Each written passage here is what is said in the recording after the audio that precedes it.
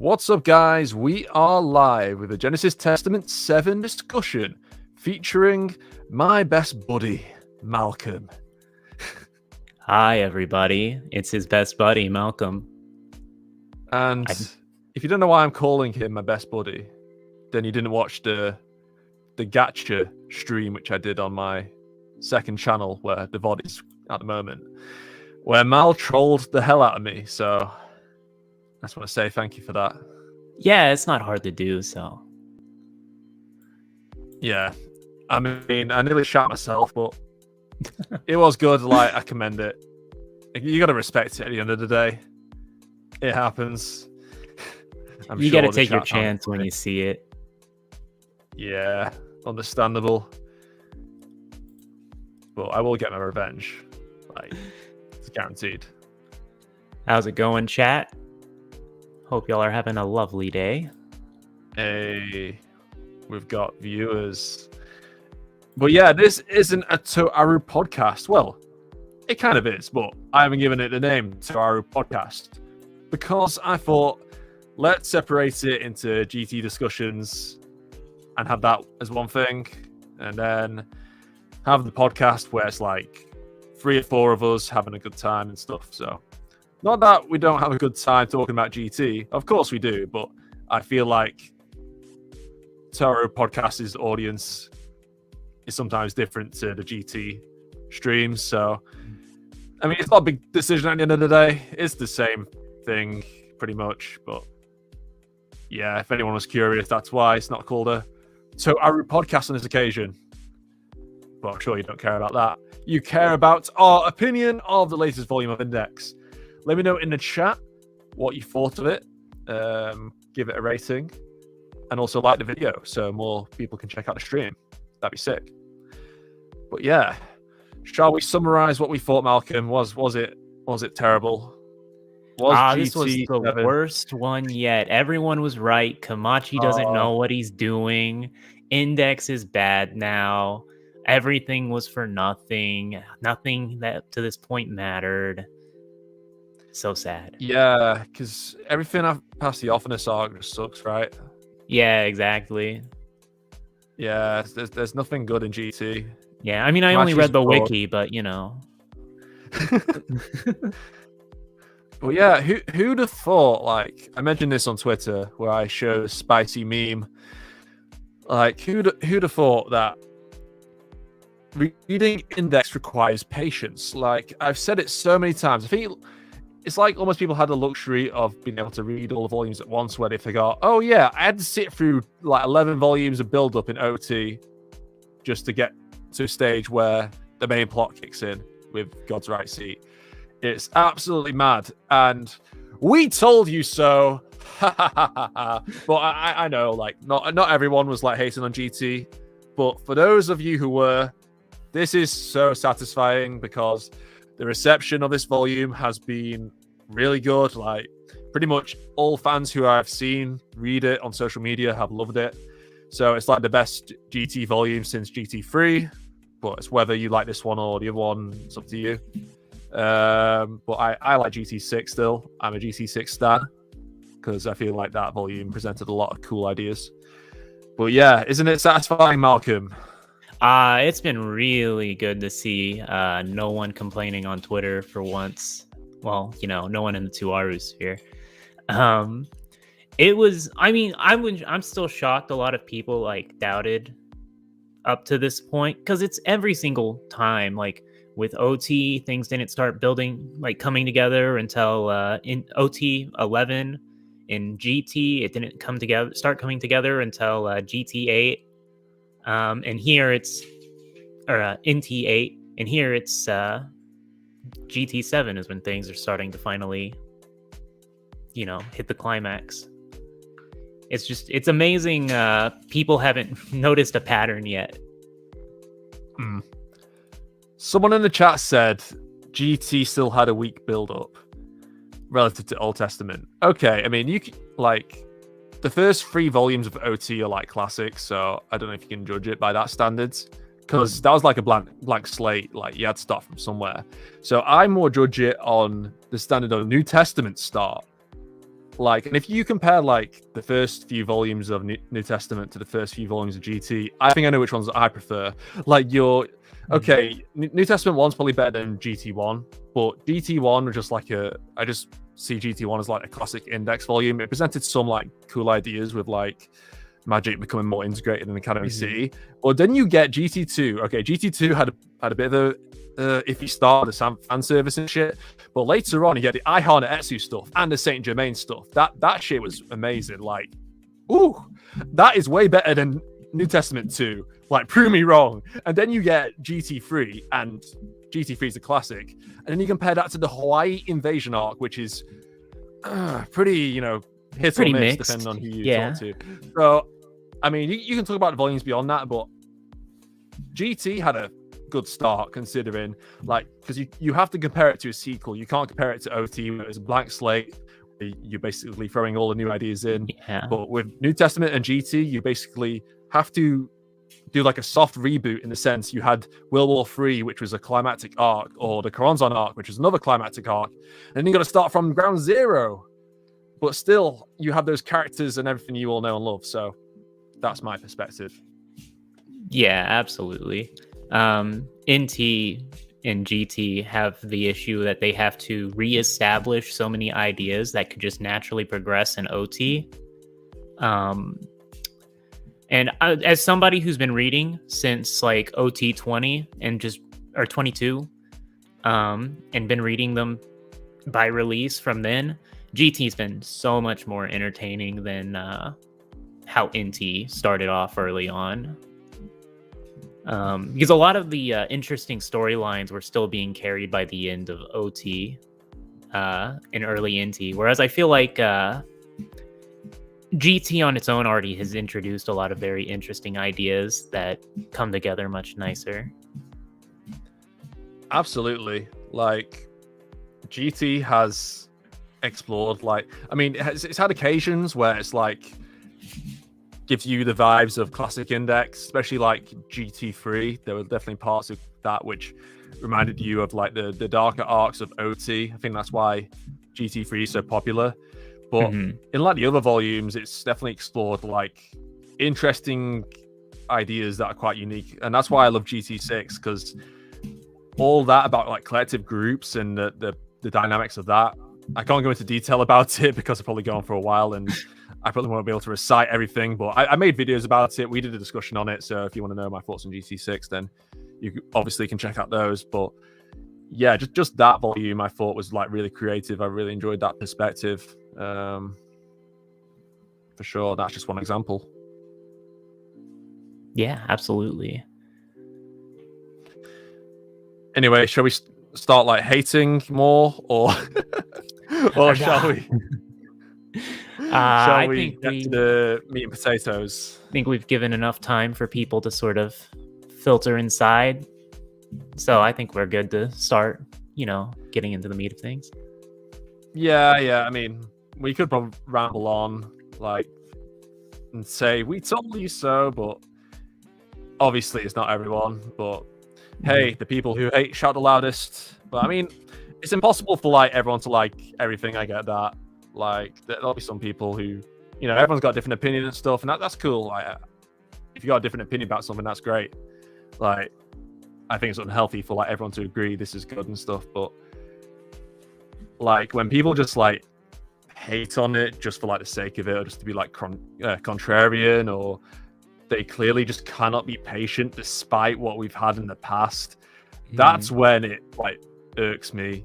But if you have like a different opinion on it and you can still like see, okay, there's still something that's building up and it's probably too early to write off yet, then fair enough. Like, I'd much rather like people judge the entire series when it's like when GT's like fully finished. I think that's like the perfect time to judge it. Absolutely. Or when this transcendent arc is over. Yeah, I feel like then. Yeah, you really have to wait for the arc. The issue with light novels is like, it's in the name, light novel. They're shorter form novels, so they're pumped out faster, but you can't get as much. You can't what's the word? You can't give as much information to the reader as you would in like a normal like full novel, right? So the way Yeah. Kamachi segments things and sort of breaks them up to be more digestible is something I've always liked, but I can see where a lot of people like see that as, oh my gosh, Kamachi is forgetting about this. He's leaving this big plot hole, which it's something we see at the end of this one, regarding Alice. But it's something you can't like go into it and think, oh, this is the end of the novel. You got to think, oh, this is leading into the next novel. Yeah, exactly. Also, 40 viewers for a GT stream. That's pretty good. Yeah, I think I that rate goes that. to show the quality of the novel. Yeah, it must be. Because I don't think we got this many viewers for like the GT4 stream. Woo! Oh, yeah. Actually, I can't remember like how many views that stream's gotten. I can't remember, but I remember like GT volume streams haven't been the best in the past, but yeah, it's pretty good numbers. Thanks for watching, guys. Are you able to make polls on the YouTube chat? Probably. I don't know if I can do that in StreamYard. Well, I could probably. Oh yeah, I can do it in like standard YouTube. Why? What were you thinking? Yeah. Like, I was just thinking we could sort of get everybody's opinion, good, bad, on the novel, and just sort of Okay. get, yeah. should like a numerical system or like should? Oh, I can do like a 5-star system maybe. Yeah, I don't know If it how many allows options me. it lets you add. I thought it was only 4. I think it's 4. All right. So I'd say great, okay, bad, or great, good, okay, bad. Okay, I'll get onto that now.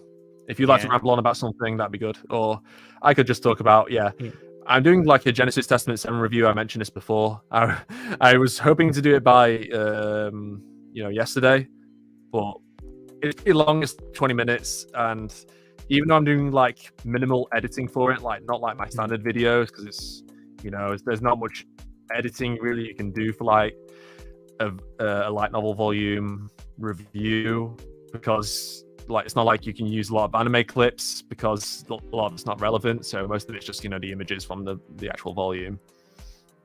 But yeah, it's still taking a while to edit, so I don't know if I'll be able to do it after this or tomorrow, but that should be with you soon, I hope. But yeah, sorry about the delay for that review, but for now you can listen to us going deep about it as I do this. Let me start it.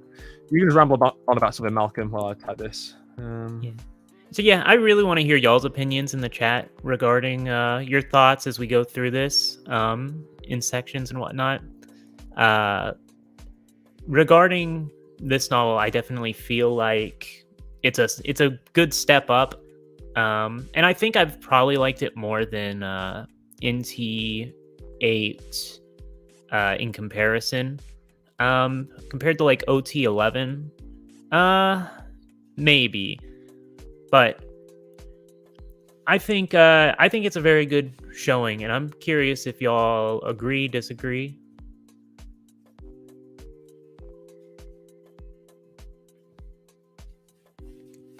There we go. Getting in the buzzwords. Okay, there we go. What did you think of GT7? Peak, great/good, mid, or abyss? There you go. The Abyss of Sephiroth. Haha, that's an index reference. But we'll see what that gets. Most people saying great because 6% saying Abyss. I don't know if they're just memeing. They're probably memeing, yeah. I mean, yeah, if the option was there for me, I'd probably say Abyss. But yeah, most people say it's great and good. 32% think it's peak. Well, peak is moving a bit. But yeah, most people think it's... Oh, the mid. That's another buzzword. Yeah. I knew that would attract attention. That's why I chose them. But yeah. Cool. Yes. Sir Joker says, I wouldn't go as far as saying peak, but it was definitely great. Yeah, I get the point, because like it wasn't the most climactic volume of all time. There wasn't much, action. There was only the cool bits of action in the last chapter. So I do get the point. Like, I don't think it's intended to be like a climactic volume. But I feel like GT8 might be the start of the arc where it's like, okay, this is where shit gets serious because, well, I mean, we'll discuss it later on. But if you read the ending, you know what's going to happen or what's alluded to going to happen. So I'm excited for that. Yeah. But yeah, it did have definitely had peak moments. I agree. Yeah, I sort of prefer the more talkative, character-driven novels over the non-stop action ones. With the exception of like the battle royale type novels, I guess. But the way it was presented, I liked a lot. I wasn't crying for action by the end. Yeah, for sure. It's not like New Testament 22, where I swear it's got like a fight every chapter. Even like the prologue has a fight. But yeah. Well, it's definitely not intended to be that. But we're getting to this stage where, if you compare it to New Testament 8, and then we all know what happens after that. So we can. I'm not saying we should expect Optimus arc, but we should expect something on a similar scale, if that makes sense. Yeah, I do think in comparison, like in hindsight, up to this point, GT has been very battle focused. Like we had a good amount of there was a bit of slice of life in GT 1 and 2. But then they like quickly became very battle. Just nonstop action. And then GT 3 especially was like lots of action. GT 4 was a lot of sort of mystery, but like a lot of action. GT 5 was, just so on and so forth. It's been a lot of action. So I felt this was a really good breather. Yeah, definitely. Because I definitely preferred the fights in the previous volume before the Iradia fights were like employed a lot of tactics and stuff, especially from Terma's End. So I really enjoyed that. But yeah, I mean the fights were entertaining, like especially like the hype parts, but it wasn't like the most. It's not going to be remembered as like the best fights in the series by any stretch. They were over pretty quickly to start off with, and there wasn't much like tactics involved or strategy. But yeah, do you want to go through like the volume from start to finish? So we can do that. Yeah, I feel like that's the best way to do it. That's sort of how I took my notes. So, of course, rather than being messy and all over the place, much like this start to the live stream. But you will love it, I'm sure. And there's a lot of activity in the chat as well. People are enjoying discussing the volume. Yeah, guys, don't feel afraid to share your opinions. Who knows? Maybe your opinions will sway our own. Yeah, exactly. We all have like different perspectives, even if you think the volume is abyss. But you gotta hate it for the right reasons. Yeah. Don't hate it because not enough things have been answered yet. Like, please. Makoto didn't do anything. It's not like she has her own manga that shows her doing stuff every month. Well, to be fair, right, we'll get to Makoto. Like, I enjoyed what she does. What role she did have. Yeah. Okay, let's start from the beginning. So the volume started off a bit weird in terms of like there was this little anecdote kind of thing going on where it was like I think it was like a Misaka sister watching this TV program, and it's like a spoof or something of like Misaka. Yeah, Makoto getting murdered by Kuroko. Yeah, I was a bit confused by that at first, so I had a bit of a weird start to the volume. I don't even talk about that in my review. Like, I just get straight into the important part of the prologue. But yeah, that definitely. I was like, is this like a dream or something? It's like, yeah, I'm wondering if it was supposed to be representative of some sort of like cultural shift within the city. Like now they're using, like key espers in the city to like create drama, like TV shows and stuff, like they're sort of being capitalized on. Because like it does straight up go Academy Cities, number 3, level 5, second year middle schooler, the strongest electric power. Like it's straight up Makoto, but it's in like a radio drama. Yeah, true. We also got a super chat from Shiro Yakuza. Can we talk about Iradia and Offness's combo?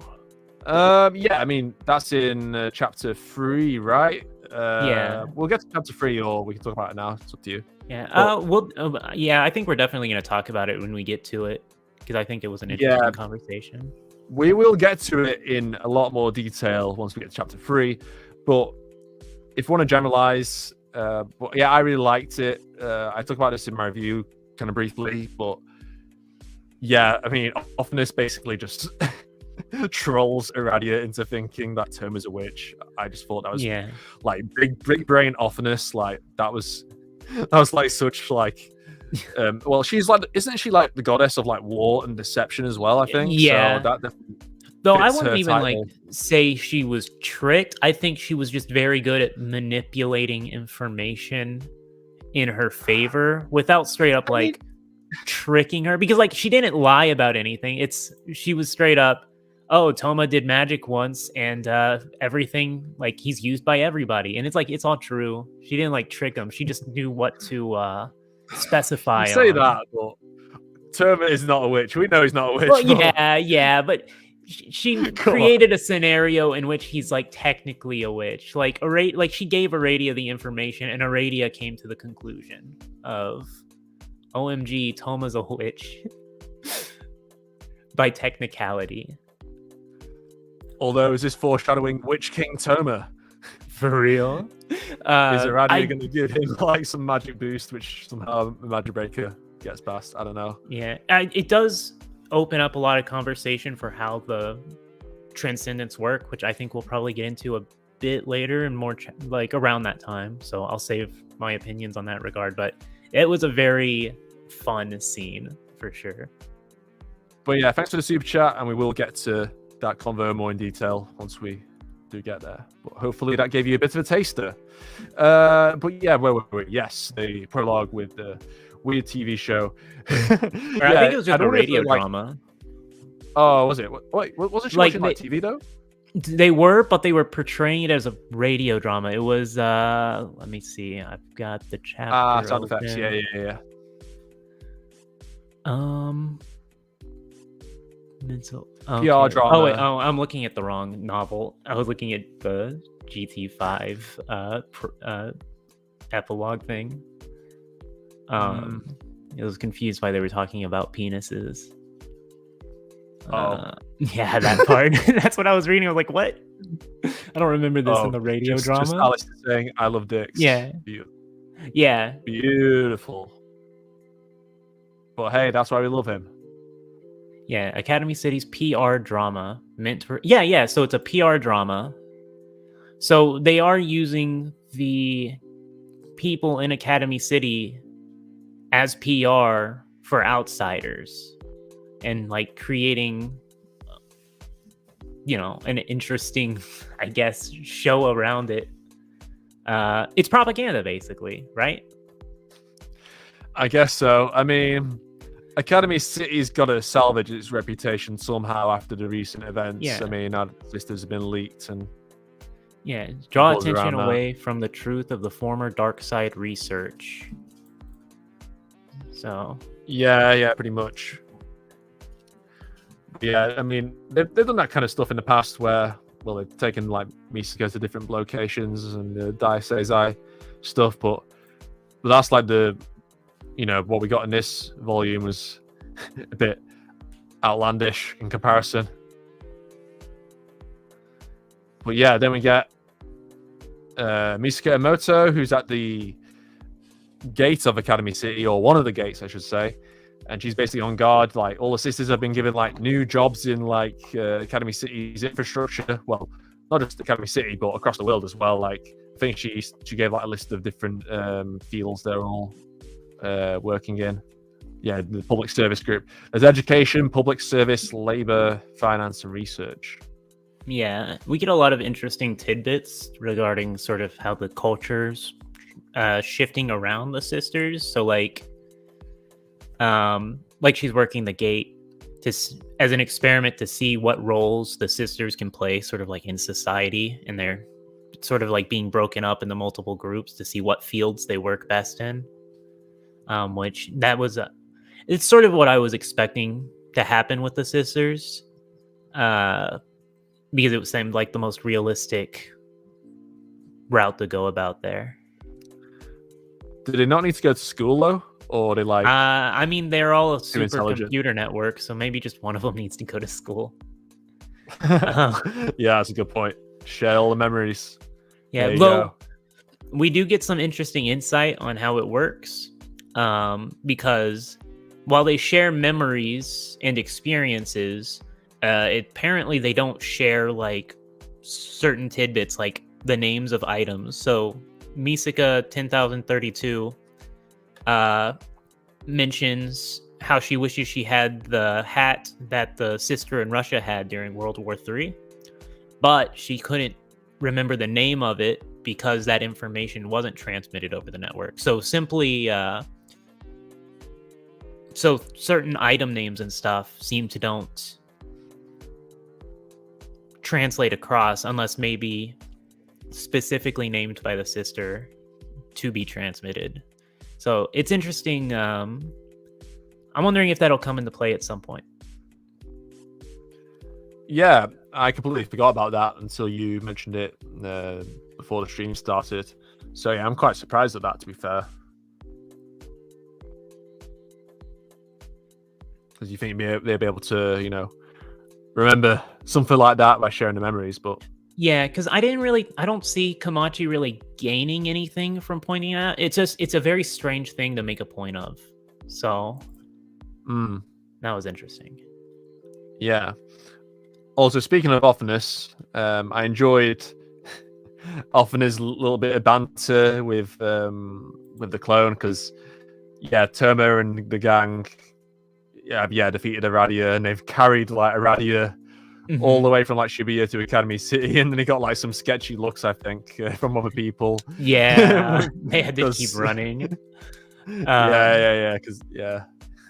Yeah, though that also brought up another interesting with the sisters and Othinus's interaction, because the sisters remember Othinus, sort of. Like, they know she's a god, but they don't recall why they know it. That being Will being the reason they know it. Yeah. So the sisters are no longer like purely viewing the world from a scientific standpoint, I guess. Yeah, and then Offinus also references like the being hidden within you, which is Will.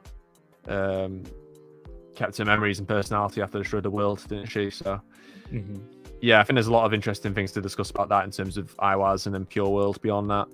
Because all that would have been intact when Offinus did that with the phases. And then she says, like, fuck that lonely goddess for hogging the spot next to Kamijo-chan. Like, she, of all people, deserves a heroine position. Fuck you.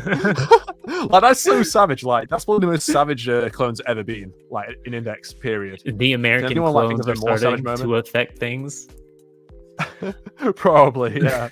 But yeah, I can't think of another moment where the clone is that savage. Like, yeah. She just like dropped the F-bomb twice. It's clear to me that Kamachi is sort of setting up things for the sisters. A lot of people, for some reason, were like, "Oh no, now Kamachi's just gonna ignore the sisters and not play into the whole reveal." Which was like, why do you think that? Like, because he has a box where he put like Itsuwa and Lesser and just all the other magic or like other side character girls that he didn't need anymore. What are you talking about? Maybe Makasa got soloed by the Golden Dawn. Yeah. It's pretty clear that he's got plans for them, and he's giving us the information to set up what's coming in the future for them. Yeah, exactly. Like, I know there was like a bit of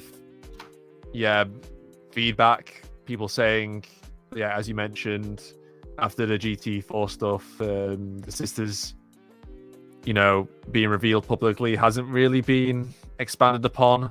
Yeah. But hey, Kamachi likes to take his time. What can we say? Like, he wanted to get that other shit sorted first with Alice and then the Shibuya stuff. But now he's just like in all the great Index stories, he started to combine all the elements of the previous arcs together. And that's what I think we're building up to right now. Like, in terms of, we get the sister stuff as well. But he seems to be doing something with the sisters, which is good. It's definitely... It's important to note that up until this point, he's had no reason within the previous couple novels to even bring up the sisters. Like, they wouldn't have added anything. So it wasn't particularly strange to me that he didn't really go into like their effects on the world up until now.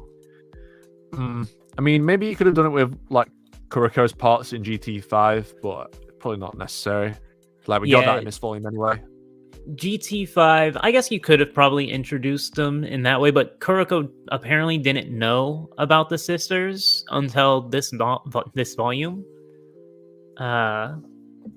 Which we got some interesting character play in on that. No, I think because in like GT4 it says like Misaka's family and friends all started texting her like crazy. So I think this is just her initial reaction to meeting the sisters for the first time.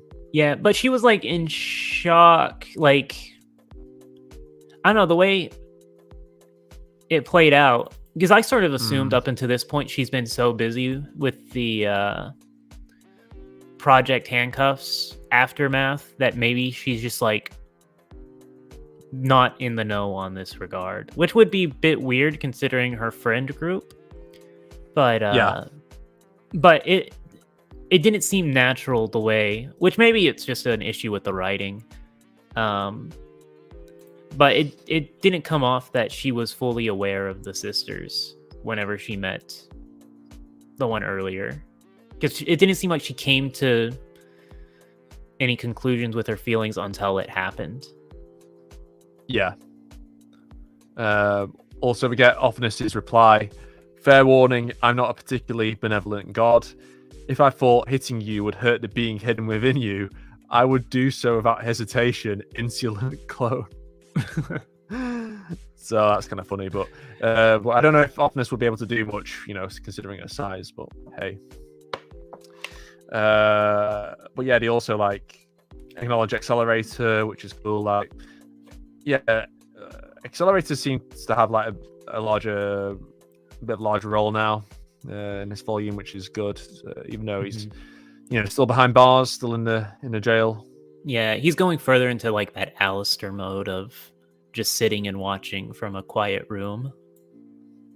Yeah, do you think he's been quite inspired by Alistair after their interaction in New Testament? It's hard to say. I think he may be using Alistair as sort of like a guideline for how to operate the city. Since he's clearly doing his own things as well. Like, his way. But I think it's pretty clear he's also very unsure about himself after the whole Anna Springle incident. Yeah. So I'd say he's using Alistair as a blueprint while trying to do his own thing. Yeah, makes sense.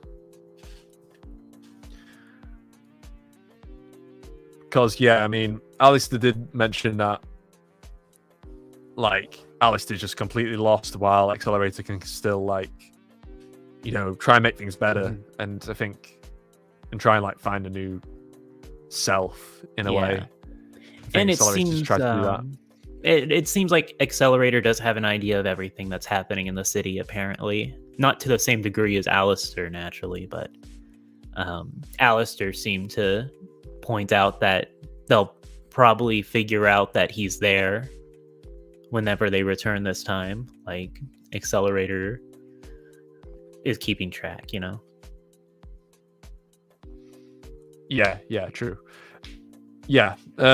Anyway, we get Aradia's basically tied up in terms of like she's her hands and feet are duct taped because that stops her from using her magic. Because Mhm. Aradia has really sweaty feet. And Yeah, you need to foot know fetish magic. that. Yeah, if you like feet, then you'll love this volume. Oh man, I love this volume. Mal, calm down. Not in the chat. People don't want to hear this. I'm just saying that Aradia was definitely a highlight. A lot of people doubted her character, that it would develop well after the last volume for some reason. But I think it's pretty clear that she was one of the fan favorites so far of this volume. Yeah, because obviously she's particularly happy about the situation. Yeah, and her and Terma have quite a few, funny interactions with each other where Terma is just trying to keep her in check, no matter what, just making sure she's not trying to take the duct tape off. But yeah, Aradia basically realizes she's completely vulnerable without, access to a triple reload. Mm-hmm. So Terma can just, knock her out at any time he wants. So she's very aware of that. Yeah. I mean, she put her foot in Toma's mouth, and it's clear that Kamachi thought that was important for us to know. Also, we got another super chat from Shiro Yakuza again. Thank you very much. Accelerator is just facing a similar dilemma to Terma during early New Testament, which he oh my god, I can't even read that. Which is he's unsure, okay, if what he's doing is the right path. Yeah. Yeah, I agree. Accelerator's he's very much lost at the moment, and his plans have been falling. Like, he tried to pull an Alistair and have this master plan that was supposed to culminate into Project Handcuffs, but that just Anna completely ruined that plan for him. And I think ever since then, it's sort of been he's trying to scrape together plans as he goes along at this point. And it's bringing doubt to him. Like, he was worried, if I remember correctly, he was worried in this volume that he may have to try and break out of the prison to do something regarding the Transcendence, which would, be counterintuitive to his resolve of staying there to pay for his crimes and the whole point of GT1. Yeah, I mean, Terma's always had that responsibility that he's put on his shoulders to, try and save as many people as possible. But Accelerator's got a different responsibility, and that's to, safeguard and try and, atone for his sins, and also, try and do what he thinks is best for Academy City, and then try and clean up what he deems to be the faults. But then he's tried to do that, but obviously Anna derailed it and made it even worse than what he thought he was, trying to do. So yeah, I think that's put a lot of doubt in his mind. And yeah, the fact that he's removed himself as well when he's obviously capable of protecting people, like he surely learned that now. Like, his hands aren't just for destroying things now, as I think he should have learned. But at the same time, he's like, nah, Academy City can just solve the situation themselves. They don't need me. But I think eventually he will need to go out in the open. I think it's inevitable, but I think it would be interesting to see if Alistair or someone breaks him out of prison and just says, hey. I think it's building up to like the most extreme possible situation, because the whole point of GT1 was like he wouldn't even break out of prison to potentially save Last Order. Or in this one, he wasn't willing to break out to sort of stop a greater threat. I think whatever it's building to, if he does break out, it has to be for like the most extreme possible reason. That's what I think Kamachi is sort of waiting for. I don't think he wants to just break him out willy-nilly. Yeah. And another super chat from Shiro. Thank you very much, man. Really appreciate it. Always nice for people to support the stream. But yeah, Excel's always been someone somewhat lost in each arc in some way. I was going to bring up how he needed to reaffirm himself by having 545 show him his sins. Yeah, we were discussing that before the stream started. Yeah. Oh, man, you thought that was a bit too edgy. Yeah, I just put in my notes whenever he talked to her, and he's like, "Show me my darkness," and I just put accelerators cringe because no, don't say that, accelerator.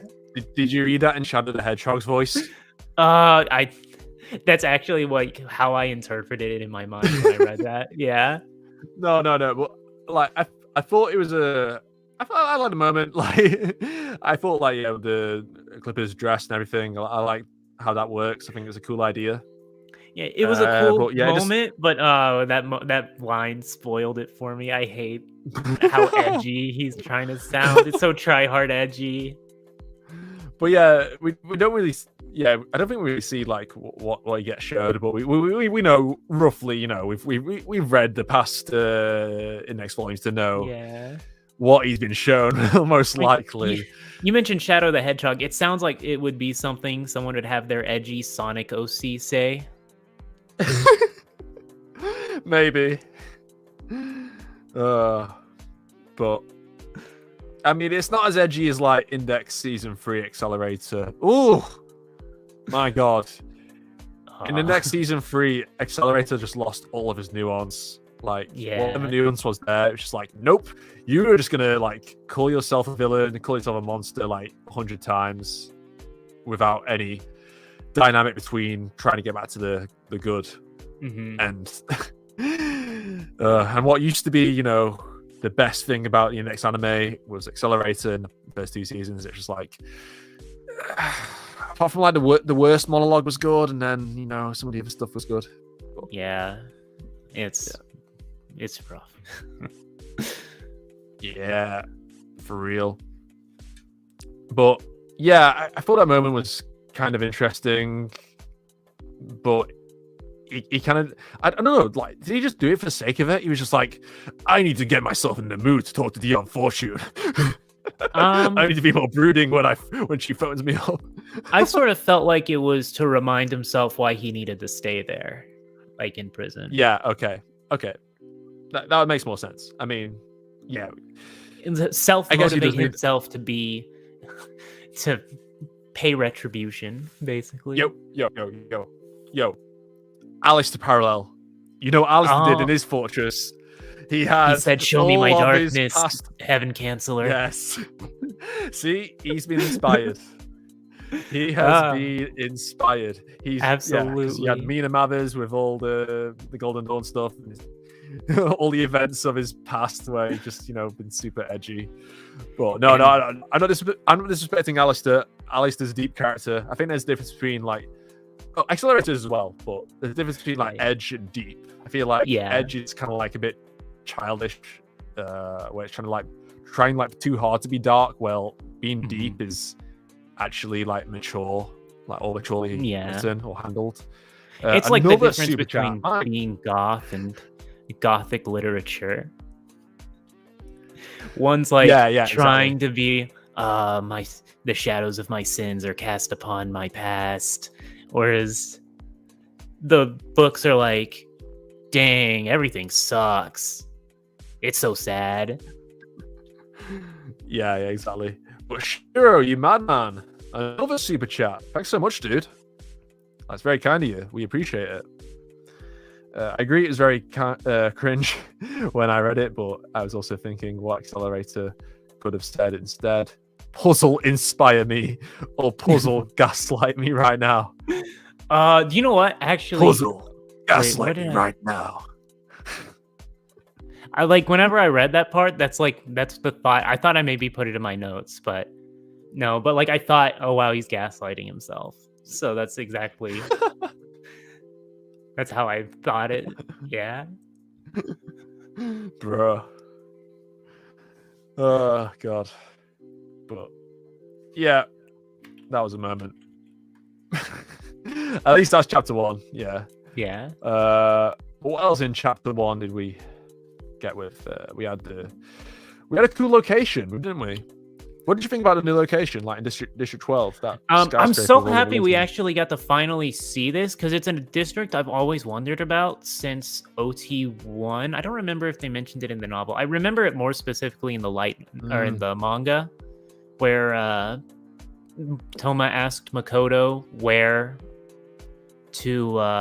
he could like find or drop off a nun or something, and she was confused, and she's like, "Oh yeah, District 12 is where all that stuff is." And I was like, "Oh, that sounds like an interesting potential setting for magic versus science." Kamachi planned it all along, mate.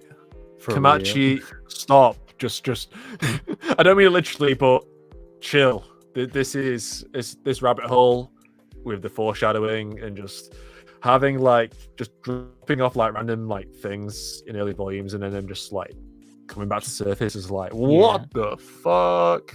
Just random one-off lines from like 40 books ago will suddenly like be playing a key role in this. Just like Alistair's family being randomly mentioned in OT 7. Which one? OT7. Yes, OT7. I know that because I'm a big Alistair stan. Yeah, of course. Because that was the Book of the Law arc where they mentioned about Alistair. But they call him Edward Alexander, so it's not immediately clear. I think if you know your stuff, the anime you know just straight up says Alistair Crowley. They call him Alistair Crowley in the anime version of that arc. Oh right, yeah. But I don't think in the anime they go into detail about Lilith. When no, it didn't go into detail. They just sort of offhand mentioned, "Oh yeah, Alistair Crowley's family," and whatever. Yeah. But yeah, definitely. But yeah, I thought it was like such a cool location. Like, I really like the vibe of that district where it's like they're scientifically analyzing religion, because obviously religion is not much of a place in Academy City because of what Alistair made it to be. His Temple of Flamer. But I guess you could say Flamer's a religion, but it's not one they're aware of per se in the city. But yeah, I think it was like, I was always like curious, like on what, like, because in Academy City, it's the forefront of education in the Index universe. So you'll get people studying religion surely in Academy City, religious studies or whatever. And this is basically like the humanities district of Academy City. And as a history graduate myself, like, I really appreciate that. Like, if I was in Academy City, I'd be in District 12. Let's go. Let's go. Yeah. But I was like, I think it's a cool idea. I mean, it's a bit what do you say? Like, I couldn't imagine it being like a thing in real life, but I can see it being real in Academy City, because Academy City is wacky enough to have the religious studies. Every place of worship, like on each floor. Like, I think. Yeah, that was interesting, because like I think most universities and stuff, they'll just send you to an actual like chapel or whatever the Muslims use. I can't remember what theirs is called. Mosques. They'll like just send you to those locations for field trips. Yeah, for sure. I mean, did you find like the line about, because he mentioned all the stuff that's in these like places of worship, like, models, and also the New Year's shrine, because it's obviously New Year's Day. They mentioned the shrine, like, oh, it's a godless shrine. And my first thought, whenever they mentioned like, oh, it's a godless shrine, I was like, I feel like there's a way you could use that in a future story, having like an empty shrine that could potentially be filled with a god. Because I was thinking like, like the principle behind idol theory. I was thinking like, surely that could be applied here, maybe, but they did say it's got like no links to the real magic side or anything. Like, it's got nothing to do with them. But like, I can't remember if it said that idol theory is just not a thing there, or like it's impossible. But I can't. I imagine it was like carefully curated by Alistair or some group to make sure there's no like nothing that could potentially be used by or against the magic side, because it feels like that would be a location somebody from the outside on the magic side would want to take advantage of if possible. Yeah, that's a good point. Although magic can be used with regular normal objects, but I guess when it comes to like an actual church, then that has definitely more magical energy like, than whatever shit you find lying about your house, like in OT1. Yeah, something like how we see with Tsuchimikado, where he can do very specific magic, or not Kamisato, but with Angel Fall arc, where Toma's dad accidentally does the Angel Fall spell by setting things coincidentally to set it off. Or you could sort of, what was it? In OT2, whenever the knights do this spell and they have like a whole choir chanting like thousands of miles away, or you can see it with Olaris, like you could potentially use locations to strengthen magic. Yeah. Mad Lad Shiro again. Somebody stop this man. No, I'm just kidding. Well, we really appreciate it, man. Like, you're setting a world record for like the amount of super chats in Aeon of Horror stream. So, highly appreciate that, man. Like, can't thank you enough. Like, seriously, thank you, dude. But Brunhild said in New Testament 6, everything was a fake. So, it was referencing New Testament 6 as well. Oh yeah. But yeah, I mean, if the magic side do have knowledge of it, then yes, it's likely something then they cannot use. But I'd probably want to go back to that volume and then just look at it out of curiosity's sake, because I do find like the concept really interesting, and I'm glad we got to see more of it this volume for sure. Okay, so we have a bit of like slice of life moment at the dorm. And then they head over to the shrine, and then Misaka also heads there with Shokuho. And then Kuroko has her reaction. You want to talk about that? I mean, we've already kind of talked about that. But... yeah. Oh, I think one thing I forgot to mention regarding the sisters is it does look like they'll prioritize Toma over the rules of Academy City, which is something also, that can be played into in the future. Though they wanted New Year's money for it. Yeah, that's right. Yeah, the New Year's money thing was like a bit of a gag from like the early bits in the volume. But yeah. Okay, the Makoto part I really liked. Yes, I've got positive things to say about Misaka in GT. Can you believe it? But it was a very short part, but it was about her thoughts about Accelerator and the sisters, where she says, 20,000 sisters have been made, but not even half of that remained. She doubted she would ever be able to forgive the person who caused that, but she felt like she could accept that his remorse and his efforts towards atonement were genuine. But yeah, she also says like, Shoko asks her, aren't you happy you got to get to see this in your lifetime, Misaka, about the sisters, being around and being in the public and just pretty much living normal lives? And then she says, it irks me, I didn't make it happen myself, but that's a me problem, doesn't mean anything to them. So I kind of like that. I like that balanced mindset of her in that moment. Like, she does have like a bit of a petty thing. Well, it stems back to it's even hard to call it petty, Yeah. It's a pretty massive thing. I would say it's pretty mature of her to even be at that level of not willing to forgive, but accepting that it happened.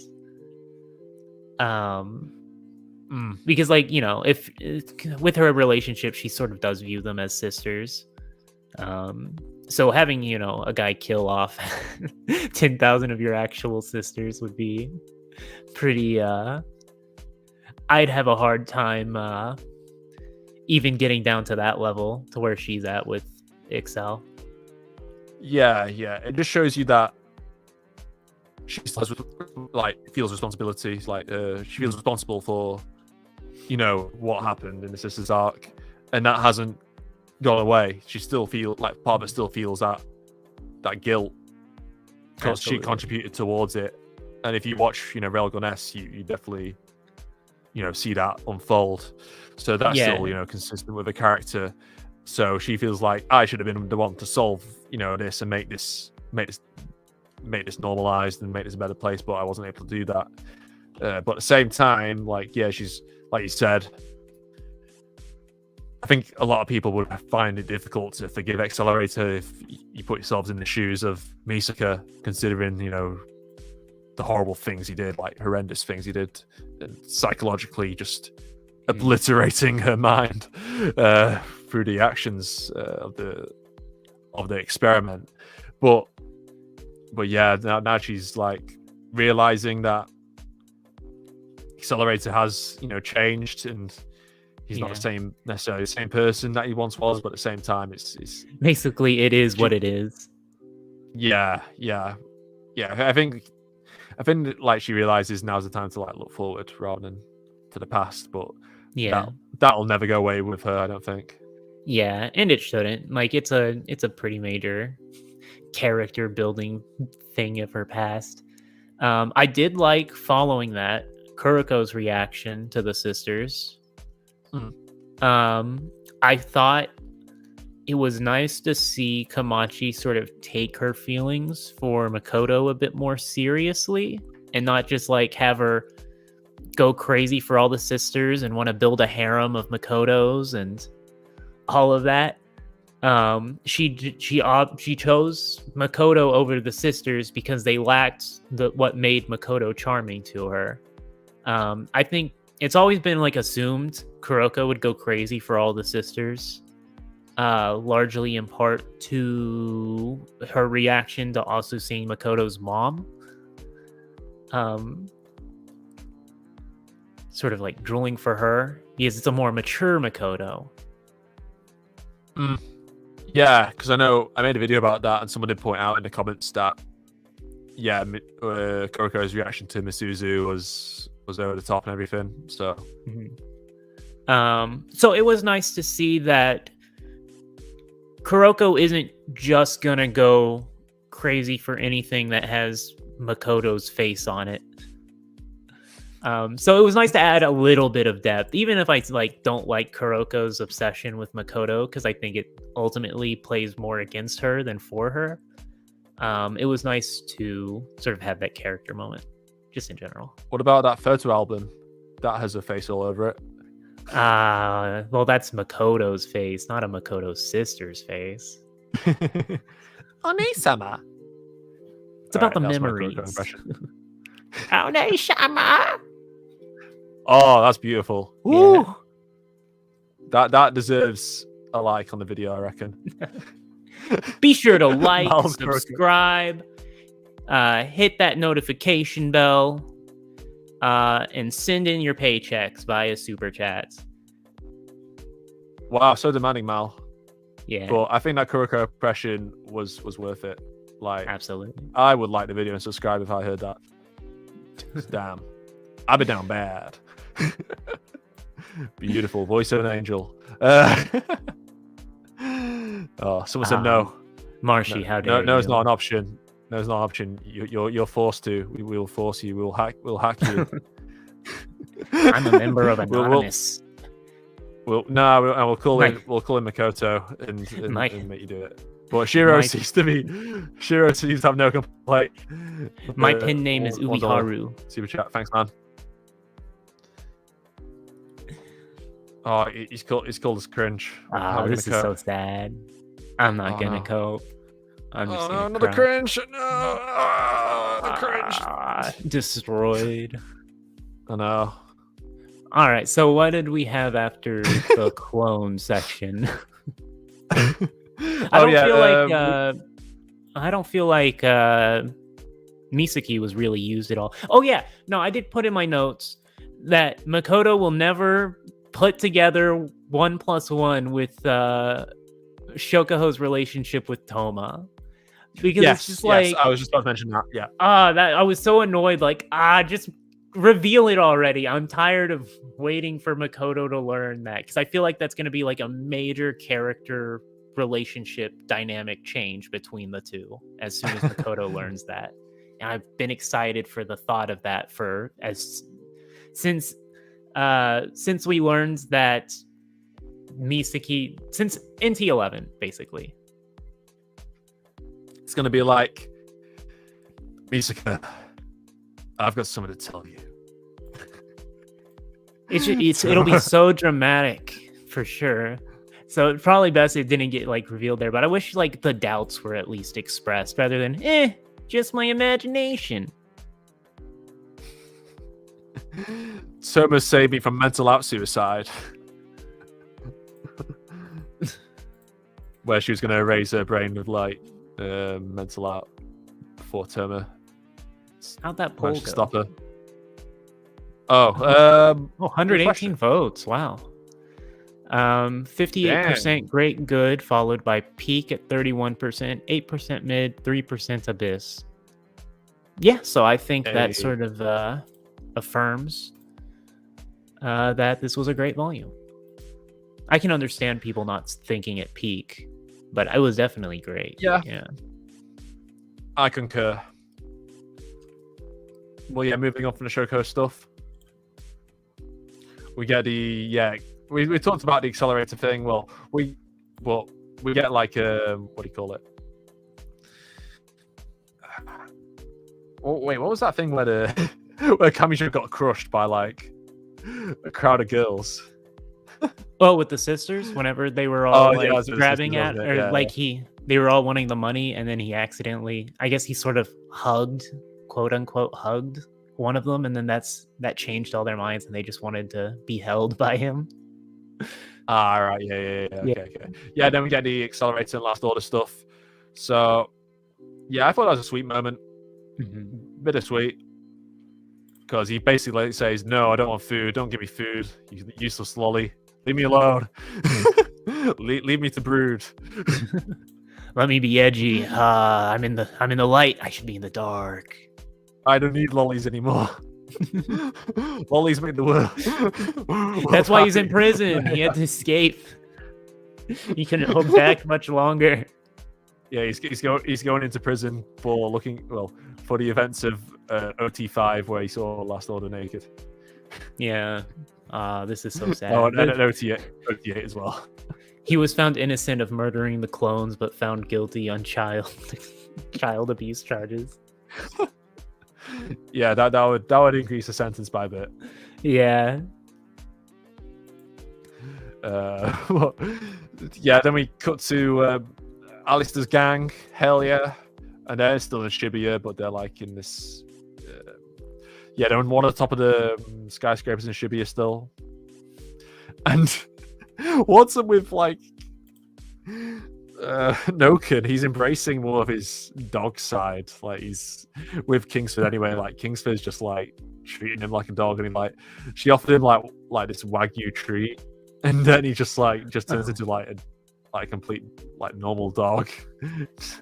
Bro, Wagyu's like great. Like, I'm wondering how much a Wagyu dog treat would be. That's like, do you know what Wagyu beef is? Yeah, but you can get like fake ones, can't you? But I don't know. It says Wagyu flavor, but yeah. So I don't know if it's an actual authentic thing, but yeah, he says like, wait, stop! You can't give a dog or cat that secret weapon of a treat. So it's. Has Noken ever been like that before? Like, I can't remember him being this dog-like in terms of his personality, where he's just like his weakness is a treat. Yeah, I think Kamachi's probably just finally playing it up since we're getting more screen time of him. Yeah, because he's always been, his gentleman persona, where he's like this romance. He's being written more dynamically now, I think. Yeah. Oh god, we've got to catch up with the Shiro Super Chats. Shiro the Super Chat man. Accelerator now has access to Alistair's phone. Alistair's Dashner's phone. Yeah. Oh god. Don't want to think about what's on there. All sorts. Maybe he's like had this Carly Hazard orgy. Nah. I'm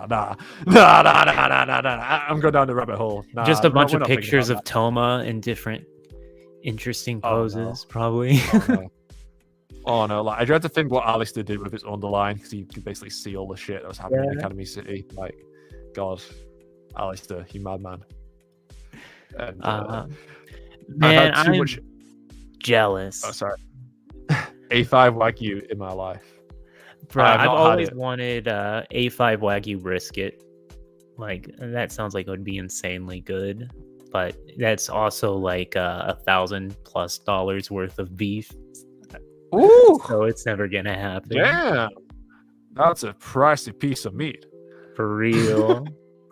And even if you have the money, it's hard to even get because it's so high demand. That's like when you're on death row and you want your last meal to be whatever you want, or you get asked what's your last meal, and yeah, that's up there. If I was on death row, I'd choose that Absolutely. because I'd be like, "Go on, man, you are gonna pay for this." But damn, nice. If I go to Japan, I'll try and try it. Not like the 1K one, but You can get like Maybe an A2, A3, maybe.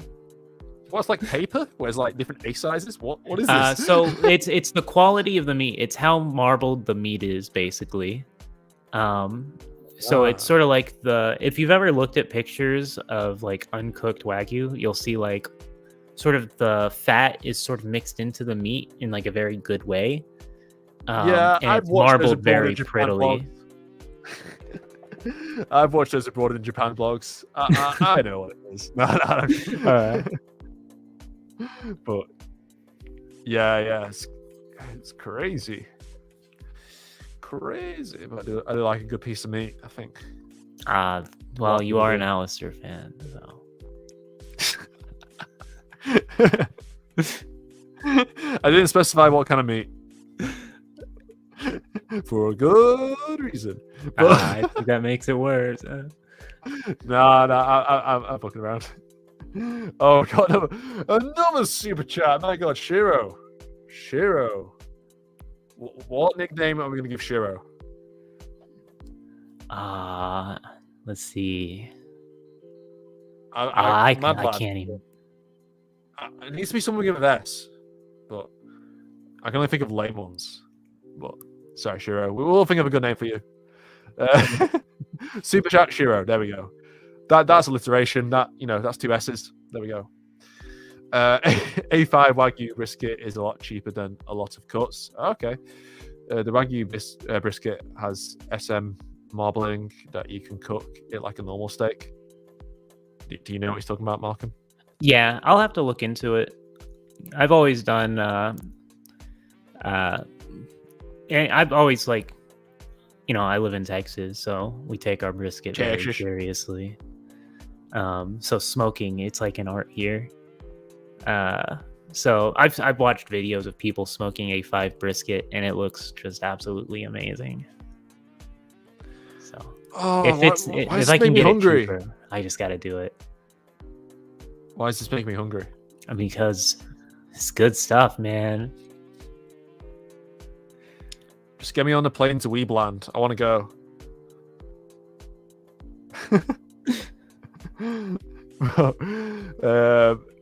Iruma says, Aeon cheating on Sherry with Alice already. For those of you who don't know what that's referring to, that's on the previous stream where I just kept getting Sherry in the gacha and it just became a meme. I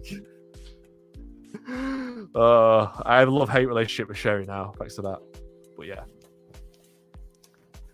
Super chat Shiro strikes again. A refers to the yield and the 5 refers to quality. Nice. Okay. And is 5 like the max quality?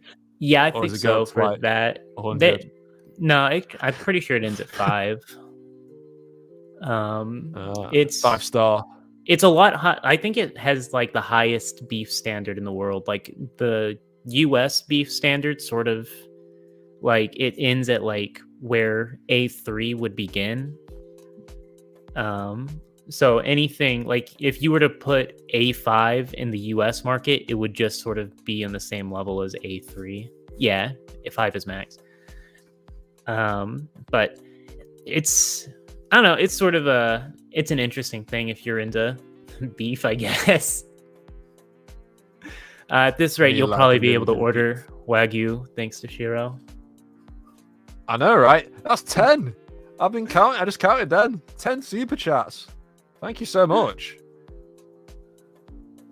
Really appreciate it. I don't know what else to say because it's just so awesome that you're supporting the stream. Like, thank you so much. But yeah, I think we talked enough about beef. Not that talking about beef is bad, because I do like a good piece of beef. Like, I could not be vegan. If you're vegan, then fair enough. Like, as Alice has said, you know, do what thou will and all that jazz. You can choose your own path, choose your own will, and all that Philemon philosophy. You know what I'm talking about, maybe. If you don't, then look into the religion that Alistair founded. But yeah, it just means, yeah, do whatever you want to some extent. You know, follow your true will. Yeah. But nah, I couldn't be vegan. And the people who say like eating meat causes cancer, nah, it doesn't. Anything can cause cancer. Like breathing air can cause cancer if you're like in a polluted area. So, you know, touching grass could probably cause cancer. Yeah, I mean, too much sunlight causes cancer, so there's no winning. But like, also like vegans, like when you buy food when it's not like, you know, classic fruit and veg, like they'll like buy like those special like vegan meals where it's just like heavily processed and stuff. You can't tell me that's gonna be that's completely honest. My idea of if like society ended tomorrow and we're like post-apocalyptic civilization, if I can't make it on my own, it ain't natural. Like if I can't go and hunt for it or like gather or grow it myself, it ain't natural. No. And I don't think I can make vegetarian meat on my own without heavily processed items. You said the H word. You're gonna hunt? Oh, yeah, I did. Wait. I've been hunting. Malcolm, the deer hunter. I've hunted deer, boar. It wasn't hunting. Oh my god! Shot a You're skunk. a vegan's worst enemy. Yeah, I don't know. If you're vegan, you probably should be happy that people hunt boars because they're probably killing more animals and hurting the environment more than yeah, at least more than you think. Like maybe not more than humans, but more than what you want, right? Like if you can stop some of the bad stuff, you should. And even excuse me for a second. Even the hunting, like hunting is very carefully regulated. And the way we hunt in the US, it's more so for deer population control. So for example, the only deer you're allowed to hunt year round is a breed called Axis. Because they breed year round. But for the most part, you're not supposed to shoot does because it only takes, or because, you know, a doe can't give birth constantly because they have to carry the baby for a while. So you have to shoot bucks because they can impregnate multiple doe with just one.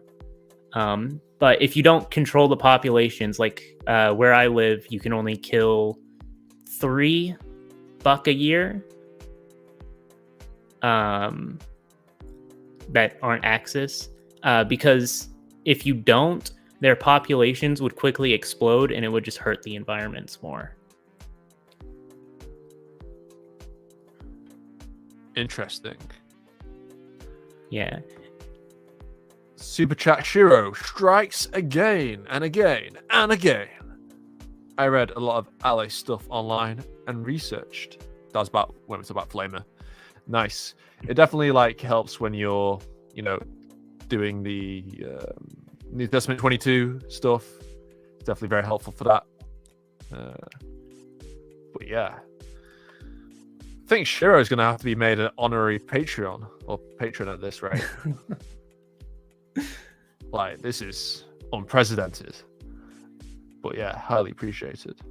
Where are we with Index? Because yeah, this is an Index live stream. Yes, Alistair and Kingsford. Because we talked about Noka, and then Anna Springle starts chatting some stuff. And they're like, Alice is interrogating her. Who could have created Alice? Oh, yeah, there we go. And Anna spills a bit of the beans where she's like, oh, no, she doesn't spill the beans. Alistair figures it out.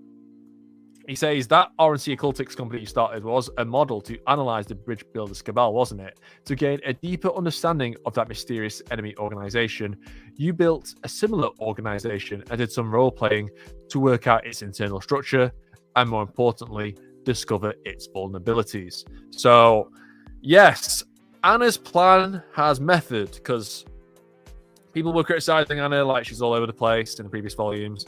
She's too chaotic. Like, we don't know what a plan is. But hey, look at bloody Coronzon and Lola Stewart. Like, no one knew what her plan was until like volume after volume after volume after volume when she was finally revealed as Coronzon, and we still have to wait. And then we finally learned in volume 22 of New Testament, where she wanted to, basically reset everything, destroy everything, including herself. So, what's the moral of the story, Malcolm? Oh, I don't know. I was looking at my dog and paying attention to him. You weren't listening to me? I'm sorry, he's just so cute. Yeah, right. All right, I'm gonna go over hunt him if you're not careful. I'm gonna become a hunter myself. Please don't. No, I'm just kidding. I'm not that cruel. I'm not that cruel to puppies. I love puppies. But no. I was on about the Alistair stuff where he basically figures out the purpose of RNC Occultics. Mm-hmm. Where he's like, this was Anna's way of figuring out what the Bridge Builders Cabal was all about, so she could infiltrate it. Yeah, I mean, he's putting the puzzle together, for us mostly. But I don't know. It was nice to have this sort of acknowledgement. Yeah, and I was on about like. Anna Springle has been quite a chaotic character without a seemingly clear direction for what she wants to achieve.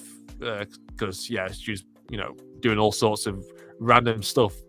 What appeared to be random stuff. So are you happy that she's finally like been given like a more of a clearer direction? I mean, and are you like rolling your eyes a bit at the fact that people were like quick to judge Anna, saying that she I sort of understood like it took a long time for things to sort of come together, so I sort of understood the frustration regarding it, but I thought it was sort of silly for people to hate on her for it, because like it was the same with Othinus. We didn't figure out what her motivation was for the longest time.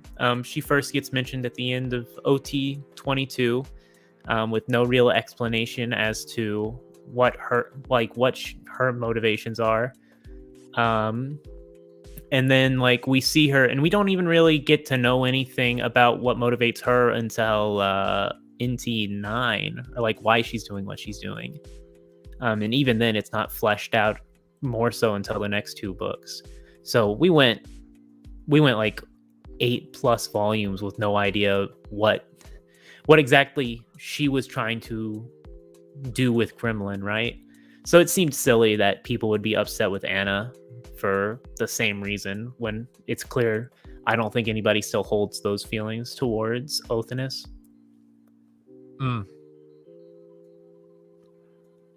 Yeah, I remember. I agree. NT5 baggage city. Yeah, I think or was that? Oh wait, Hawaii was NT4, or NT3, so NT4 baggage city. I remember reading that, and like that's the first time I'm pretty sure we saw Othinus. And she just drops out the ceiling, cuts off Toma's arm, beats the invisible thing, clashes with Olaris, leaves. And it's like, what?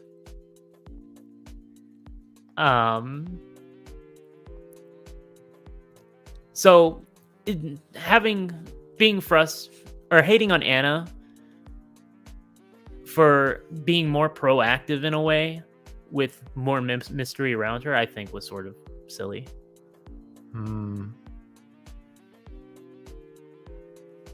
Yeah, and then something I didn't mention I don't mention in my review because it's not out yet, but and it also says my short-term goal is the destruction of that harmful organization, which is the Bridge Builders Cabal, which has taken roots in a hidden part of the world. Revealing its structure and weaknesses isn't worth it if I can't supply enough damage to take them down. All I did was unleash Alice. There we go, to throw some chaos into the little group. There's too many characters with A's, like for the start of their name in this volume. Like, geez, Kamachi loves the letter A. So yeah, Sprengel basically wants to destroy the Bridge Builders Cabal, and I don't mention that in my review because I'm an idiot. But there we go. But yeah, it's also not just with Offness as well. It's also with Coronzon or Lola, where that took like ages for her goal to be revealed as well. But yeah, it's definitely. I definitely like the fact that the questions we've had since the start of GT, like more of them being answered in a way, because that's a pretty good start. Like knowing what Anna's all about. Now I've got a clear direction, and it's consistent as well. I feel like RNC Occultics is a way to understand the Bridge Builders Cabal is kind of clever in a way. But yeah, I think I think it's really covering a lot of the complaints people had up to this point. Like sort of revealing it wasn't just a plot hole, it was a plot hook for later. Yeah. Oh yeah. There's also a GPS tracker on Bologna Succubus's clothes, but then he realized oh wait, it's much closer than we thought. Yeah, it sort of makes you wonder what the point of that was. So I'm assuming it's going to be used later. Yeah, she still hasn't discovered it, so yeah. And yeah, there's also the Kotatsu syndrome thing with Hokaze, where she's like, please do not let me pass my entrance exams. Yeah, Kotatsu syndrome, that's going to be something we need to talk about probably. Yeah, because we did mention before the stream, like it doesn't really like go much into depth with it in the volume, but it is brought up. Like, we don't know if it's because of like the recent events that have happened in Academy City with like all the things that have gone wrong, and then or if it's like the Transcendence having an impact on the collective groups. But yeah, we'll see. And it's kind of like being like that in Academy City with like the riots and everything. There's been quite a bit of negativity amongst the collective groups in Academy City, so it will be interesting to see what happens with that. Absolutely. Yeah, it does feel like Kamachi's taking inspiration from sort of real world events and sort of working that into how he interprets it. It feels like a lot of this is allegorical in a way. Yeah. Also, do you remember like the Cult of Science in like OT2? I just want to bring this up because of like the District 12 stuff. Yeah. Because that's kind of similar to what's like religion stuff over there. I don't know. I've always seen Academy City as, I think the way Kamachi presents science is it's sort of its own religion in everything but name. Like, it's no better than religion in that people use it as a like, it's science. Like, the idea of science is this is proof, but you can make proof malleable in its own way to get what you want or to further your own worldview. And I feel like that's what Kamachi gets at a lot. Yeah. Anyway, Alice appears before Toma, and then we also treated Between the Lines, which Yeah, I think someone mentioned in the chat earlier. It was kind of left like open-ended who it was talking about between the lines. Like we didn't know if it was Aradia or Alice, but it turns out it to be Anna because it references the rose at the final one, because the rose is the symbol of Anna Sprengel, of course. So yeah, I remember talking to you about that in DMs regarding, because I had the same thing. Was I was trying to figure out the whole time, is it Alice or is it Aradia? Because at first I thought, oh, this is Aradia, and then I was like, well, maybe this is Alice. This sounds like it could be an Alice motivation, and then it's just total twist. Oh, by the way, it was Anna, which is, I think, is really important for sort of establishing character motivation, so we can sort of see a more natural, because she's with Toma right now, sort of the assumption is that she's about to go through the sort of major character shift arc of redemption, right? That you normally see with Toma. And knowing, like, having these hints of her past and what made her the way she is, and sort of giving us a more static worldview rather than just guessing, like, oh, is she just evil for the sake of being evil? Because that's almost what it feels like. It sort of gives us motivation that we needed to see what can be done with her character in the future. Yeah, and do you think that that being that calls out to her is Iwaz? Is it safe to assume that? Possibly. It could also just end up being a twist, but we'll see. Yeah, because it does also say you prepare to remake yourself to a vessel to accomplish that. So yeah, but you will see. Well, yeah, she grew to hate who she was. Yeah, pretty edgy backstory. Well, she seemed like she was homeless or something. Then she wanted to help people, and then got like witch hunted. Yeah. So Aradia would have to, like, by that logic, want to protect her, which is sort of what we'll get into it in a bit, but I think that's what Kamachi's planning for. Sure thing. Oh, we're finally here. Oh, we had the Clipper Puzzle 545. Yes? Did you need something? Oh, you mean my dress? I'm not sure what article could tell you about all these documents. It's not for that.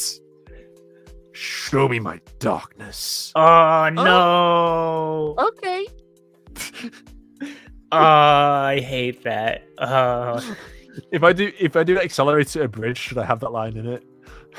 You 100% have to. I know, like when like Accelerator has like one of his Vietnam flashback moments, I'll just say, before that happens, I'll say, "Show me my darkness, narrator," or something like that.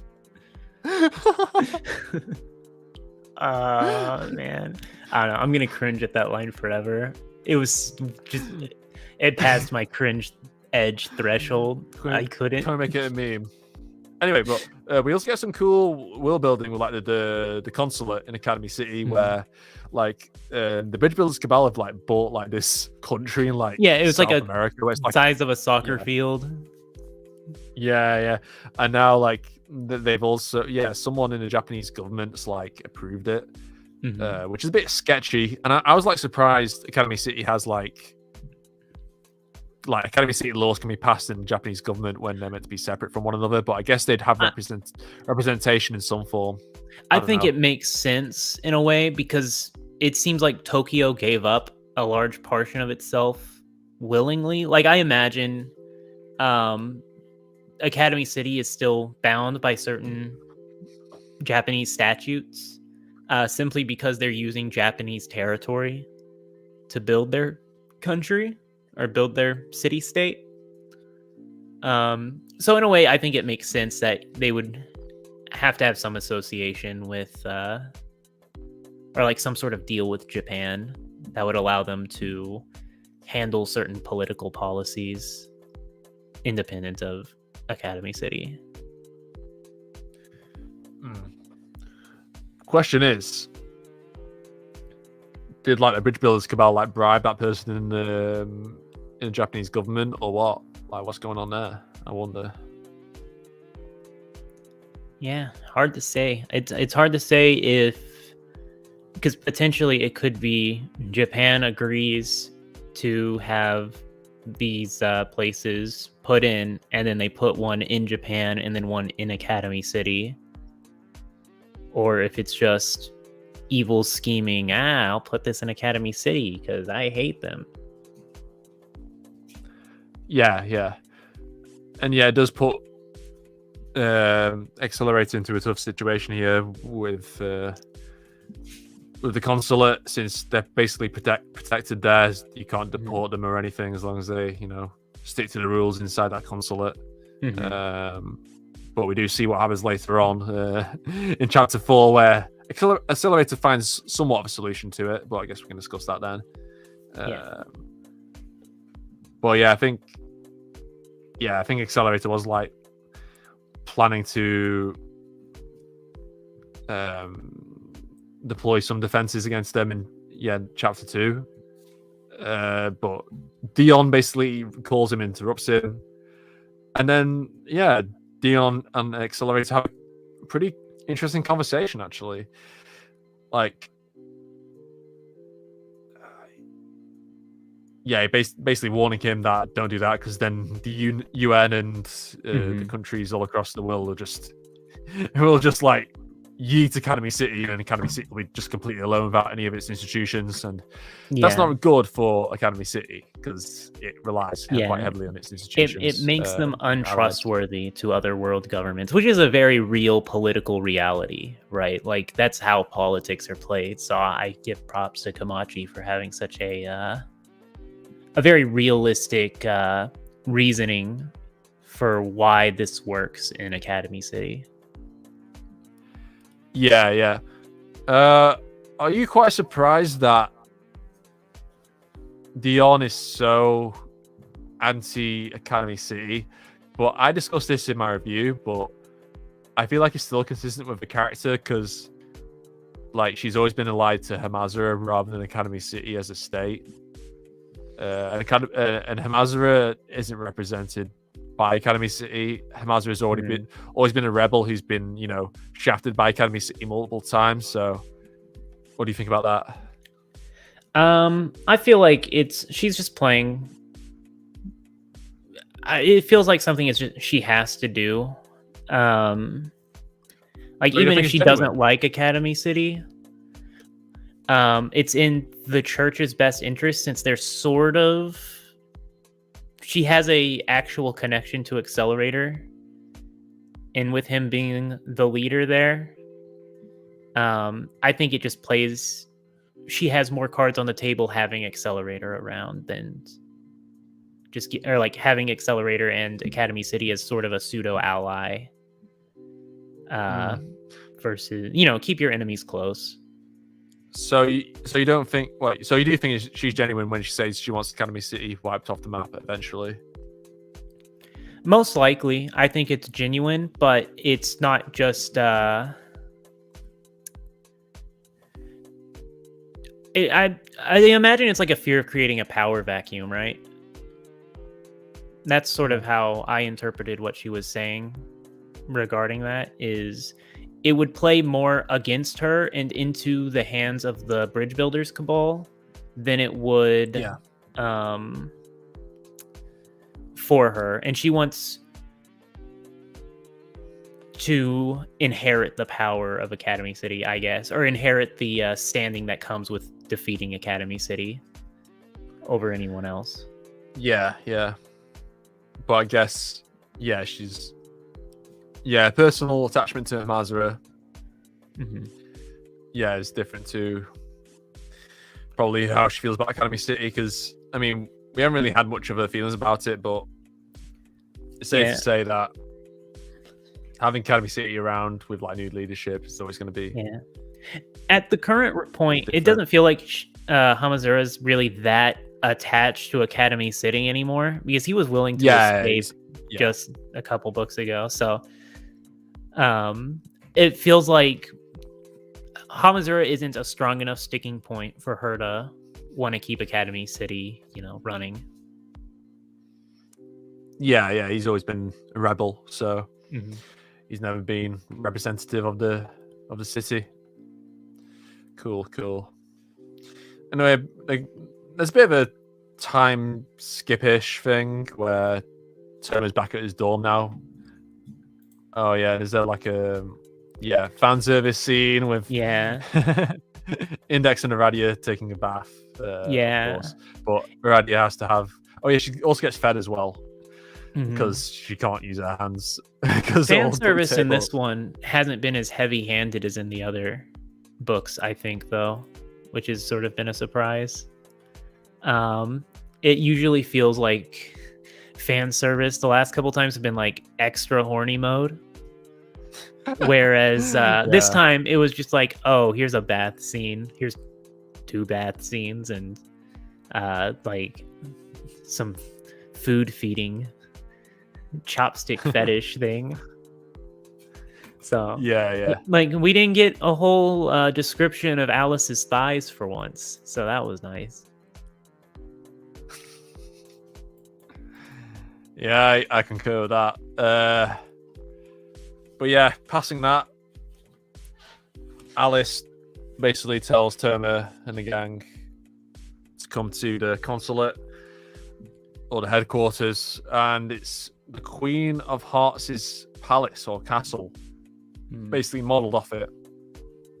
In my predictions, I thought it might be going to Wonderland or something, because, it looks something straight out of Wonderland. So maybe Alice, uses magic to isekai Turner. And thank God that didn't happen. Yeah. Because Index doesn't need to be an isekai. Yeah. Not everything needs to be a battle royale. Not everything needs to be an isekai. Still could potentially happen, though. No! It's like, oh yeah, battle royales are popular, right? Let's make everything a battle royale in gaming. Mario Battle Royale. Absolutely. Nah. Yeah, I've seen your question, Mark, so we'll be sure to cover it. Oh, wait. Does this mean New Testament 9 is an isekai? Yes. Interesting enough, Kamachi, Kamachi, he writes a bunch of books, as everyone knows. And I've read most of them. And he's never done a straight isekai, but he's made fun of the genre. And he said that one of his books, I can't remember what the title was, but one of them was inspired by isekai storytelling. It was the Bobo book, I think, or Boo Boo, the strongest, whatever. It's like a pig guy who is able to defeat the strongest woman, and it's hard to even put to words what Kamachi writes sometimes. But if Kamachi does isekai, all is lost.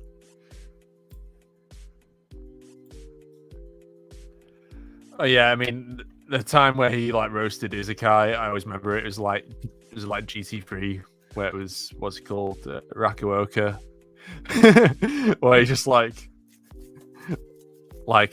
if you're an isekai fan, you're a virgin or something. But basically, that was funny. But yeah, no isekai. So it's basically got all the Alice in Wonderland references with the roses and stuff there, which are painted red. And if you've seen a Disney movie, you'll know what that is. Is Alice in Wonderland the original isekai? Possibly, or Narnia, Lion, Witch, and Wardrobe. Is that before Alice in Wonderland? I don't know. I know they're both 19th century, weren't they?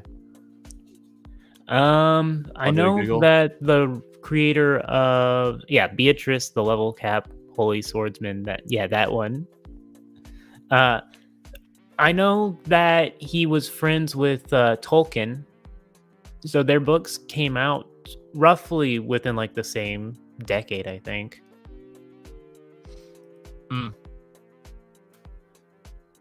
Oh no, actually, Lion, Witch, and the Wardrobe actually came out in the 20th century. Damn, I thought it was 19th. Well, him and Tolkien both fought in the war or whatever, right? Oh no, Tolkien didn't write Lion, Witch, and Wardrobe, but C.S. Lewis. I mean, no, I know. I mean, like him and Tolkien were friends though. IRL, they were in Oh, they right, served right, together right. in the Okay. military. Yeah, fair enough. But yeah, fair enough. Yeah. Yeah. That puts that to rest. But yeah, there you go. I failed English literature. No, I'm just kidding. Didn't. I got an okay grade. But yeah, where are we? Yes.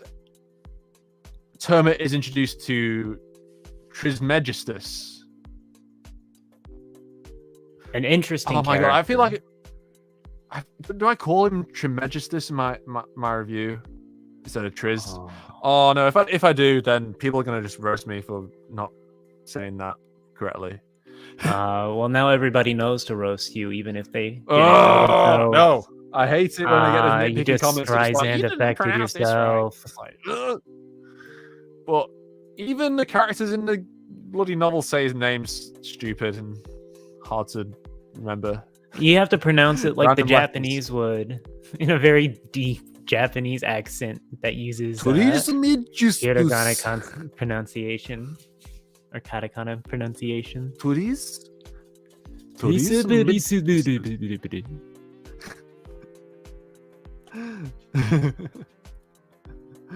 Okay. But yeah, what do you think of Trismegistus? I think he's a really interesting character.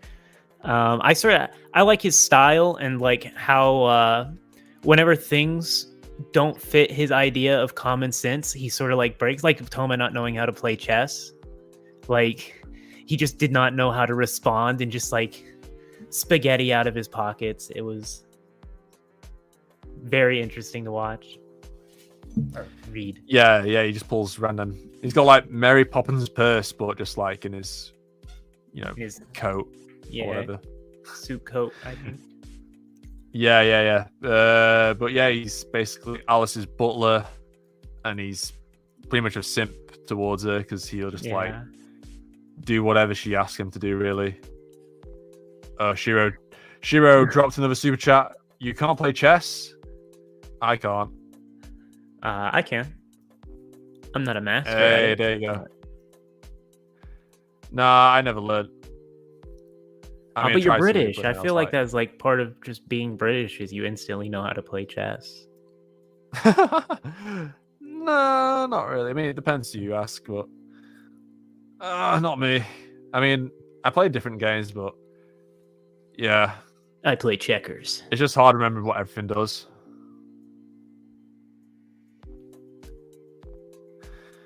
Well, nah. I like playing drafts, though. That's fun. But yeah. Where are we? Oh, yeah. Trim. Triz, I should say. Triz's hair, though. Have you seen his hair? Yeah, I don't think it's that bad. I mean, I saw people making fun of it. I don't think it's that bad. Like, I don't know. I didn't think it was bad at first, but when like someone like pointed it out to me, I was like, "Oh my god, you're right." That hair, like, what is that? Yeah, I don't know. It's like a. I don't know how to put words to it. Honestly, it's a interesting cut. I think it's styling. I think it's good. I mean, you better get that in real life, otherwise I won't believe you. I mean, I don't have the charm to pull it off in real life. I don't have the suit. No, I doubt that. But yeah, we also get introduced to Moot Thebes as well, who's like the punishment specialist of the Cabal, but we don't really get to see much of her. But we do. I think she's the creator of the shrink drinks, right? Yeah, the shrink drink. Yeah. So that's like another Alice in Wonderland reference. But they're described as like spears, but I think they're more like giant syringes, where it's like their spiritual items able to kill transcendence. Yeah, the main thing is it takes away your immortality and allows you to be killed. Yeah. So, they basically engineered the tools for their own destruction, as Aradia points out in chapter 3. It exists, so it's going to get used at some point in the future. It's just a question of who's going to get hit with it. Well, I mean, Alistair just arrived at the HQ and then we're just left off with their group there.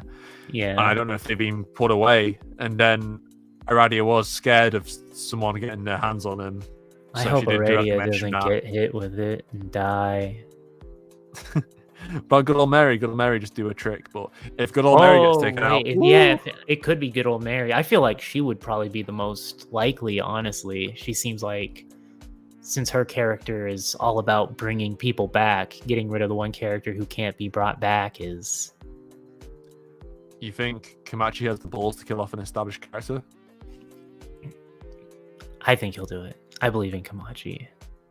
I mean, we had a lot of, like, death fake outs in New Testament. Yeah. With, like, Kihara Noken, Neptis, who else? Like, I feel like there was a lot of death fake outs. Oh, Kamisato. Kamisato's notorious one where we're like, oh yeah, he's gonna be Isekai forever. It's like, nah. The only one, Frinda's a funny case, since if you've been reading since the beginning, it's like, oh, she appeared in the book for the first time and then died in the same book, and it's not that big of a deal. But if you're like somebody who came in later and you watched Railgun and all that, all of a sudden it's like, no, she was an established character. She died. I can't believe this. This is a shock. I'll never recover. But I think I actually think there's a good chance it would be Mary. If it does happen, especially because she's the only one right now who sort of has a definitive reason to save Toma. Yeah, I feel like that would be definitely a good decision. I feel like in terms of stakes and that, but we'll see if it happens. I hope there's some serious stakes where someone's like dies or whatever. Because I feel like Index needs that. But yeah, a rumor says Alistair was one referring to like fake out death. But yeah, I mean Alistair. If you're not used to Alistair, like, yeah, if you're not used to Alistair just avoiding death already, like he's like faked his death or like avoided death like 3 times now, I think, in his life. Because he had that moment in 1947 where he tried to off himself and he didn't. Mm-hmm. Then he had the New Testament stuff. Was there another one where he faked his death? I can't remember. Probably. Yeah. But yeah, Alistair can't die. Oh, there we go. But yeah, after those are introduced, Toma spilt the beans about the rescuers and the killers. Mm-hmm. And then Alice basically loses her shit. And that's like foreshadowing for what happens later on. Mm-hmm. It shows you things aren't quite sunshine and rainbows when you have Alice around. Because anything can happen because she's so unpredictable. Like, what did you think about Alice in this volume? It's living up to what my prediction for her was. It's like giving a child, like Komachi's sort of exploring the archetype of if you gave a child the ability to destroy the world on a whim, right? It's an interesting idea to explore what happens whenever you give great power to somebody who's not mature enough to handle it. Yeah. And it's sort of what I assumed he was going for with Alice. Yeah. I think this will play into more like chapter 3 stuff where it's like Toma's decision and everything, and then the Transcendents like arguing like about Alice's role as well, because they all want her for themselves. Basically, they want to manipulate her, but Toma's the one who's the threat to that. Yeah. It was interesting because during the whole meal scene, it was like I felt very tense reading it from how the characters acted around Alice. It felt like Yeah. there were moments of like, it's cute slice of life almost, but then there was always like this moment of if someone says the wrong thing, like everything falls apart. Yeah, that's a great point, actually. I don't mention that in my review either. Well, yeah, definitely the tone. It definitely had a pretty good tone to it. It was definitely refreshing. Like, we haven't really had much of a tone like that in Next for a while, or if at all, that I can think of.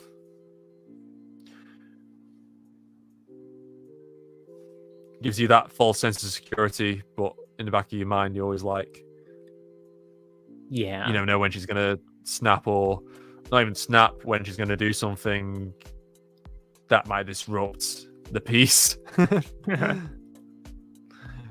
yeah, we also come back to Tesso, surprisingly, with Yamikawa basically interrogating her.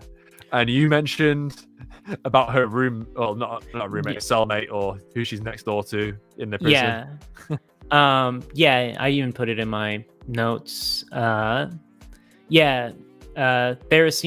Kihara Lifeline is next door to Tesso, which sort of, it's always like in question whether or not certain Railgun anime arcs are canon or not, just because the Railgun anime has such a weird timeline, and it doesn't happen in the manga. But where Theresina was mentioned like before in the past as a Kihara, this moment sort of confirms that the events of the anime are canon to the light novel. Which, yay, yeah, always exciting when that happens. Gotta love it when the Railgun filler arcs all become canon. Yeah, absolutely. Especially, like, I can live with this one being canon. It's the other one, the Silent Party arc, that hurts. Wait till February makes a comeback. Well, Kamachi's got to add his blonde-haired lollies. But yeah, I think Tesso has been one of the big surprises of GT so far, because I don't think anyone on planet Earth expected what Kamachi would. Well, not only like have her appear, like not just one volume, but again have her like a semi-important part, but have her like go Joker mode basically, just go crazy. Yeah, it was really nice to see him use her, because like I think we all had like a very clear idea of like, oh, she's the innocent, clumsy agent with like a good heart in Railgun, right? I don't think anyone would have like ever considered anything else of her, like being dark and edgy. But I think using her was a really good move to show how Operation Handcuffs, just how like mentally straining that was on Judgment and Anti-Skill in general. Yeah, it's a good representation in terms of that. She's got like kind of personifies that aspect of Anti-Skill. But yeah, it's refreshing, to be fair, to have, you know, her not just as a background character anymore, but it's like kind of funny for like you know, people who know the truth about her. Yeah. But yeah, she's kind of back to her normal self for a short while until she snaps again. Shiro again, legend, absolute mad lad. Silent Party can't be canon. It makes no sense. Yeah, that's what I said too. Like, but unfortunately, the Railgun 20th anniversary or 15th anniversary? What was it? The Railgun anniversary light novel. 15th anniversary. 15th anniversary light novel confirmed it canon. So, not really anything we can do. But yeah, my argument, I would always been like anti-Silent Party being canon because it didn't make sense in the timeline, especially with what's her name now? Wind Girl.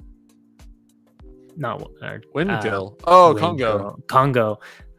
It didn't really make sense with her in the timeline whatsoever, and with her friend's character arcs in the manga, it contradicted. But, well, what can we do? Kamachi doesn't care. It's funny that that's like that Railgun novel is legit the only recent index light novel or index related light novel from Kamachi since GT started that I've straight up just didn't like.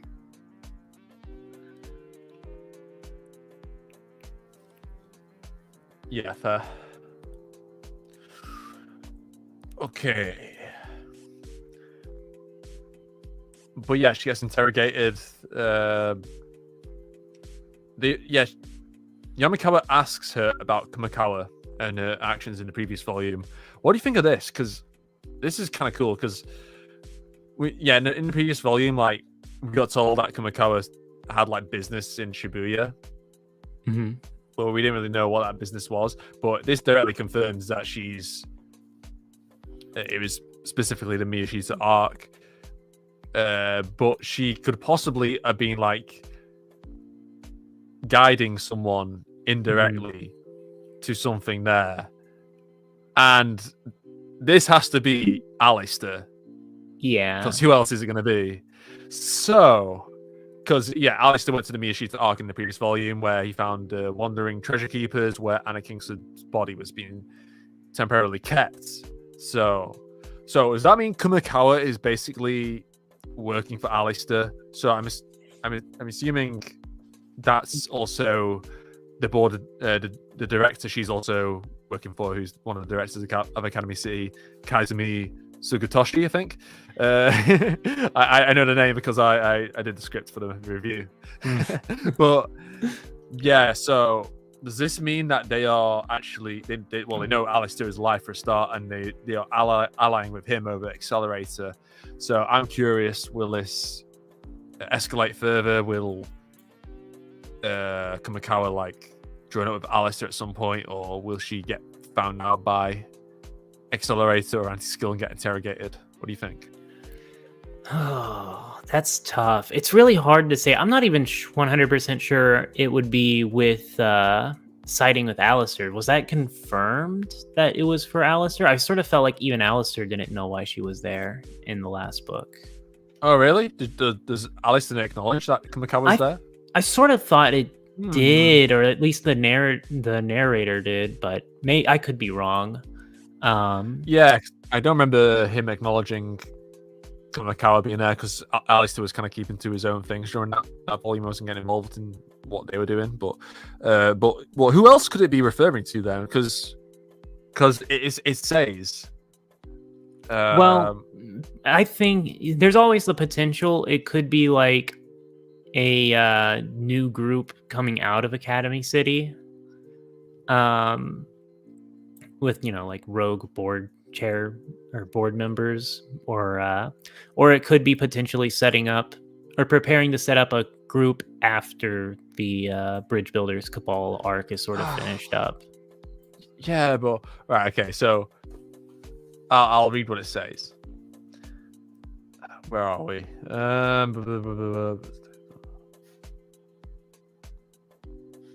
Where's it gone? Oh yeah. So just imagine what would have happened if there had been no accident and she arrived at the Miyashi's arc just planned. Maybe she couldn't have done anything herself, but someone with her may have accomplished something if she guided them there. Or does that mean someone with her? I just don't understand why she would have been... Like, why is she guiding Alistair is my thing, right? Like... Well, she used to she works for Kaizumi, who previously worked for Alistair. But and then she says, Yamakawa says, some people maybe she wants to eliminate something she was afraid of that the new board chairman couldn't handle on his own. Some people are doubting that board chairman's abilities. I know I am, but yeah, now that I read it again, maybe not. But it's definitely to do with Kingsford because they say the new board chairman was Academy City Strong is level 5. What game piece could be so powerful that even he paled in the comparison? Then it cuts to Anna Sprengel, Anna Kingsford and Anna Sprengel. So it's definitely about Kingsford, but whether it's about Alistair, I don't know. I think there may be something independent regarding Kingsford. So, for example, at the end of the novel, we see that she was potentially, like, if Alistair made the wrong move, she would have straight up betrayed him and joined Toma. Right? But we know that Alistair has a kill switch on her in case she goes rogue. So if there is some party, like either with Kingsford involved or unknowingly to her, that removed or has some means to negate the kill switch to offset Alistair's plans. Like I imagine she knows about the kill switch, most likely. So, but she seemed pretty certain that she could betray Alistair real quickly and join Toma. Right, yeah. Interesting. But yeah, if it wasn't for Alistair, it is hard to think about, like, was she trying to try to guide Toma there? Because she was only really with Toma. Or the Bridge Builders Cabal, maybe? Somebody involved in them? Maybe. Well, we'll leave that to theorize for people in the chat, maybe. Or the absolute plot twist being Anna Sprengel is the one she was guiding. Oh! You probably figured it out there. But really, would Kamikawa ally herself with Sprengel? Ooh! I can see her allying herself with Alistair because of, her past connections with the previous, government of Academy City. But Sprengel. Damn. Maybe Kamikawa has, ulterior motives. Yeah. She's still just a big question mark since the day she was introduced, so. That is a good theory. Because, yeah, Sprengel does show up in Shibuya.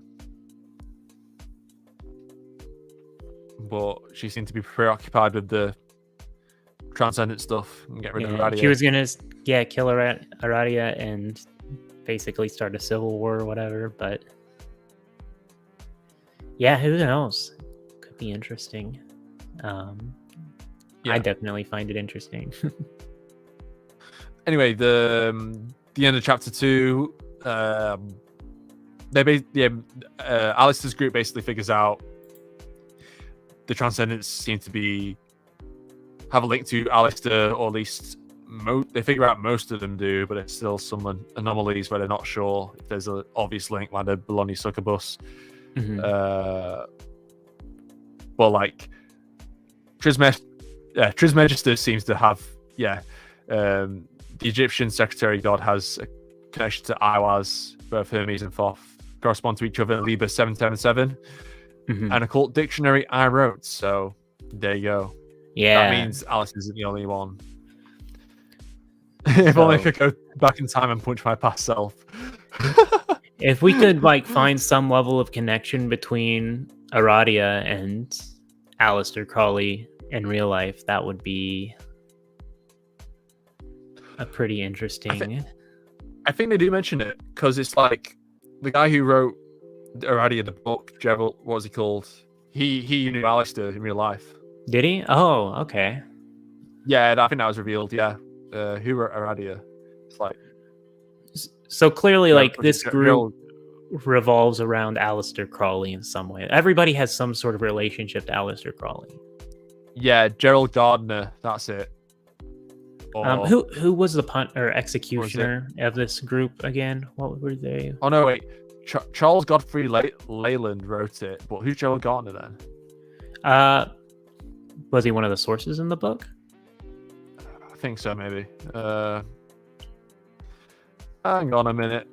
Wait, can we? Because this is running on long, can we take a quick, 5-minute intermission so I can let my dog out so he doesn't pee on the floor? Oh, of course. Yeah, you can go and I'll blabble on about whatever. All right, Yeah. appreciate it. Do what you need to do, man. Okay, so Gerald Gardner. I swear the book. If anyone in chat wants to clarify, well, I'll search up his Wikipedia. Yeah. He decides to revive the faith, supplementing his Cobham's rituals ideas and the writings of Aleister Crowley to form the Gardnerian tradition of Wicca. So, Wicca, which then inspires the Book of Radia, came from Gerald Gardner, who had a friendship with Aleister. If that makes sense. I don't know if this... Yeah, that Charles Godfrey Leyland guy. He actually died in 1903. Okay. I don't know. Yeah, he probably wouldn't have known Aleister then.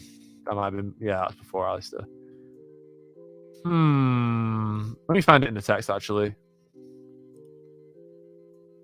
Yeah, someone remembers him. But yeah, I'll just blabber on about this for a while, because I do think it's interesting. Is it in chapter 2? Yes, there we go. In fact, the entire framework of Wicca was created by Gerald Gardner, who had interacted with Aleister. Aleister's influence could be seen in the portion of Gardner's witchcraft, where where the practitioners gained the power through sex. Oh, beautiful. Beautiful. Expect nothing less of Aleister.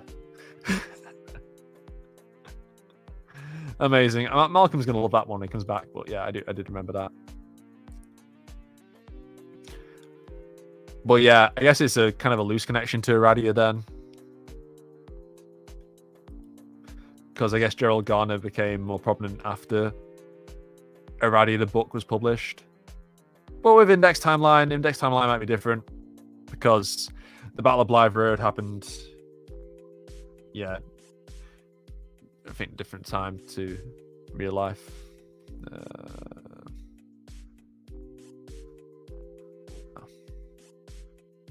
Or at least the Golden Dawn finishing was completely different.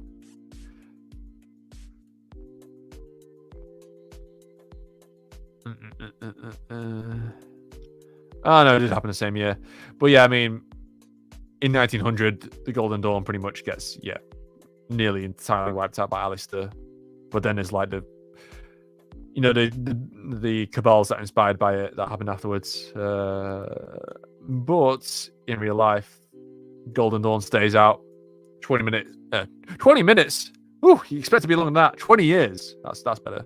About 20 years after. So there you go. But yeah, I'll just keep blathering on about this for now. What else do we get in this little ending? Ah, yes. I did appreciate this line from Anna Sprengel. All people can create a monster and become a god. Of course, doing so would change the very the definition of the word god. With one 2,000-year period ended, the world has already entered that age.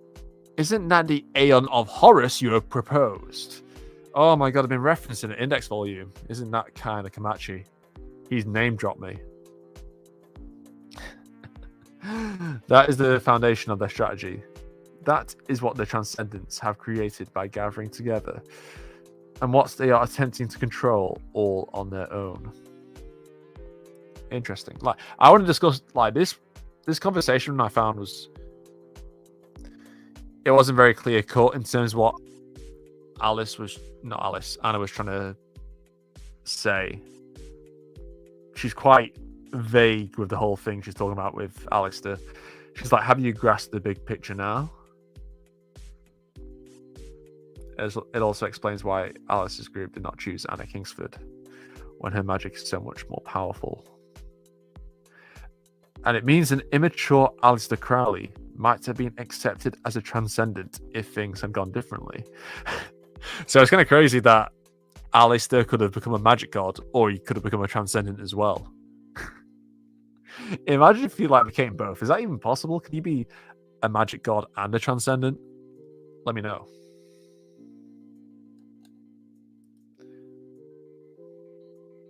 Yeah, Dion Fortune during the Golden Dawn after, yeah. But like Mathers and all that were around way after 1900. But yeah, it was just like a fragment of the Golden Dawn afterwards, but like pretty much the bulk of it just been, you know, the leaders had just been wiped out. Alan Bennett got wiped out. Westcott and Mathers did. Alistair left. So yeah.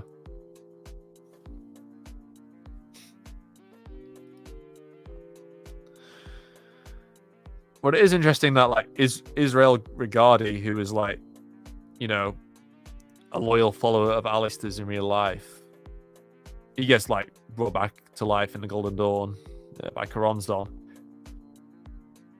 And yeah, it's not really acknowledged. But yeah, it would have been cool to see like some like historic magicians that were like loyal to Alistair, but Kamachi basically likes to portray that Alistair was kind of like, I don't know, alone most of the time, even though he was like this eccentric guy who was pretty popular. I don't know. I feel like he'd have a decent amount of followers, but I guess the point was when Alistair died that everyone was basically against him. So I guess he kind of lost the support he once had maybe in Index.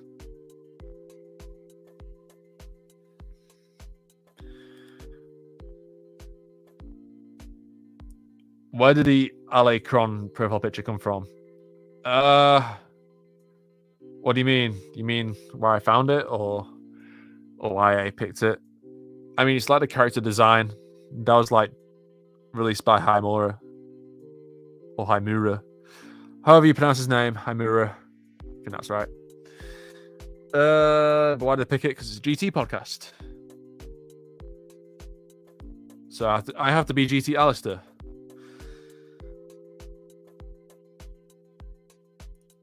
I don't think the conditions for becoming a magic god contradict anything the Transcendents do. But yeah, I guess we need to understand what a secret chief is, because those are pretty much confirmed to... Yeah, all the secret chiefs are linked to the Transcendents, so I guess we need to understand what exactly is a secret chief to begin with. We need to, probably see more secret chiefs like Iwaz. That'd be cool. But yeah, it's very exciting times to learn about, you know, things we've wondered about for a while, especially with the secret chiefs.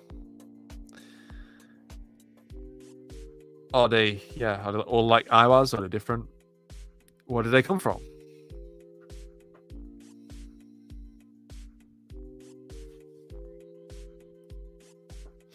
Yeah, I don't know why a magic god would draw power from a secret chief. I mean, although technically we've seen we had that little line of exposition where it was like Iwaz could like overpower all magic gods or something like that in New Testament 18. But yeah, I guess I don't know. The magic gods have never been about like having the most power. I mean, they were powerful enough already, weren't they? I'm guessing Malcolm's back, so I heard a noise. Hello, everybody. Hey, I've rambled on about the ending. So yeah, I was just talking about like, blah, blah, blah, blah. Yeah, it was Gerald Gardner, who was like a pretty prominent figure in Wicca. Mm-hmm. He like founded Wicca, even though that Iradia was like a different author, apparently. But yeah, still a loose connection to Alistair, I guess. And then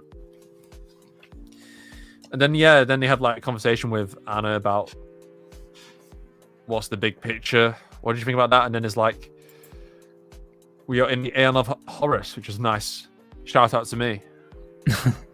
Yeah, it was really nice of Kamachi to shout out your YouTube channel. I know. Considering he was like throwing beef at like content creators in the past. In like GT6. Yeah. So you're all like scummy. no principles, and you're all this lolly who just trend followers. Yeah. Nah. But yeah, did you gather what Anna was talking about, because it was kind of like vague what she was referring to. Because it was to do with Alice as well. It's more to do with her plan. From this book. Yeah, it's like the end of chapter 2, where she has a pretty vague conversation with Alistair. She says, like, all people can create a monster and become a god. Of course, doing so would change the very definition of the word god. Then she talks about the Aeon of Horus. Is that the Aeon of Horus? That's what the transcendence I've gathered, created by gathering together. Yeah. Let me see. I didn't like take note of anything at that part.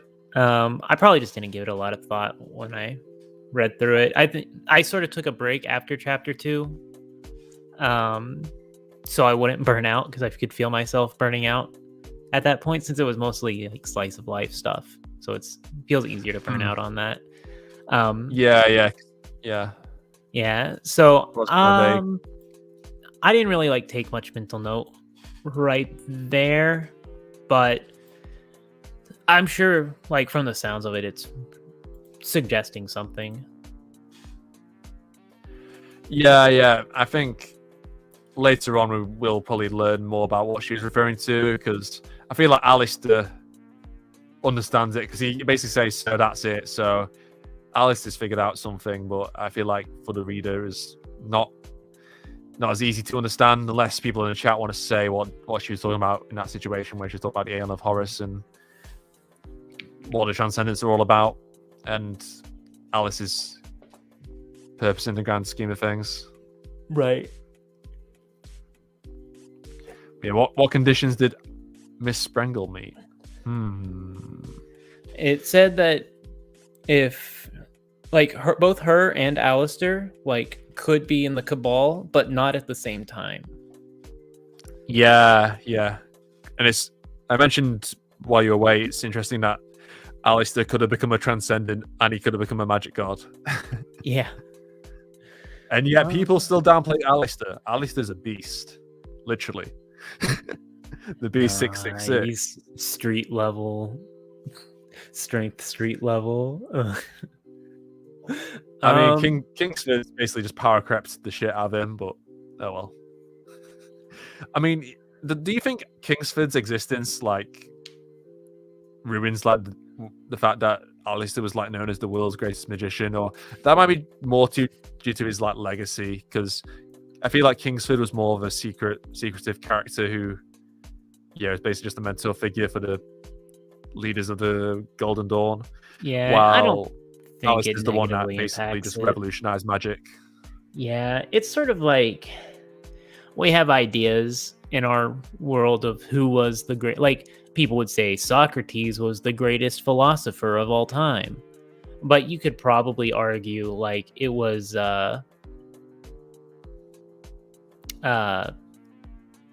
Diogenes, because he flung shit at people in the barrel. No, yeah, it's definitely that.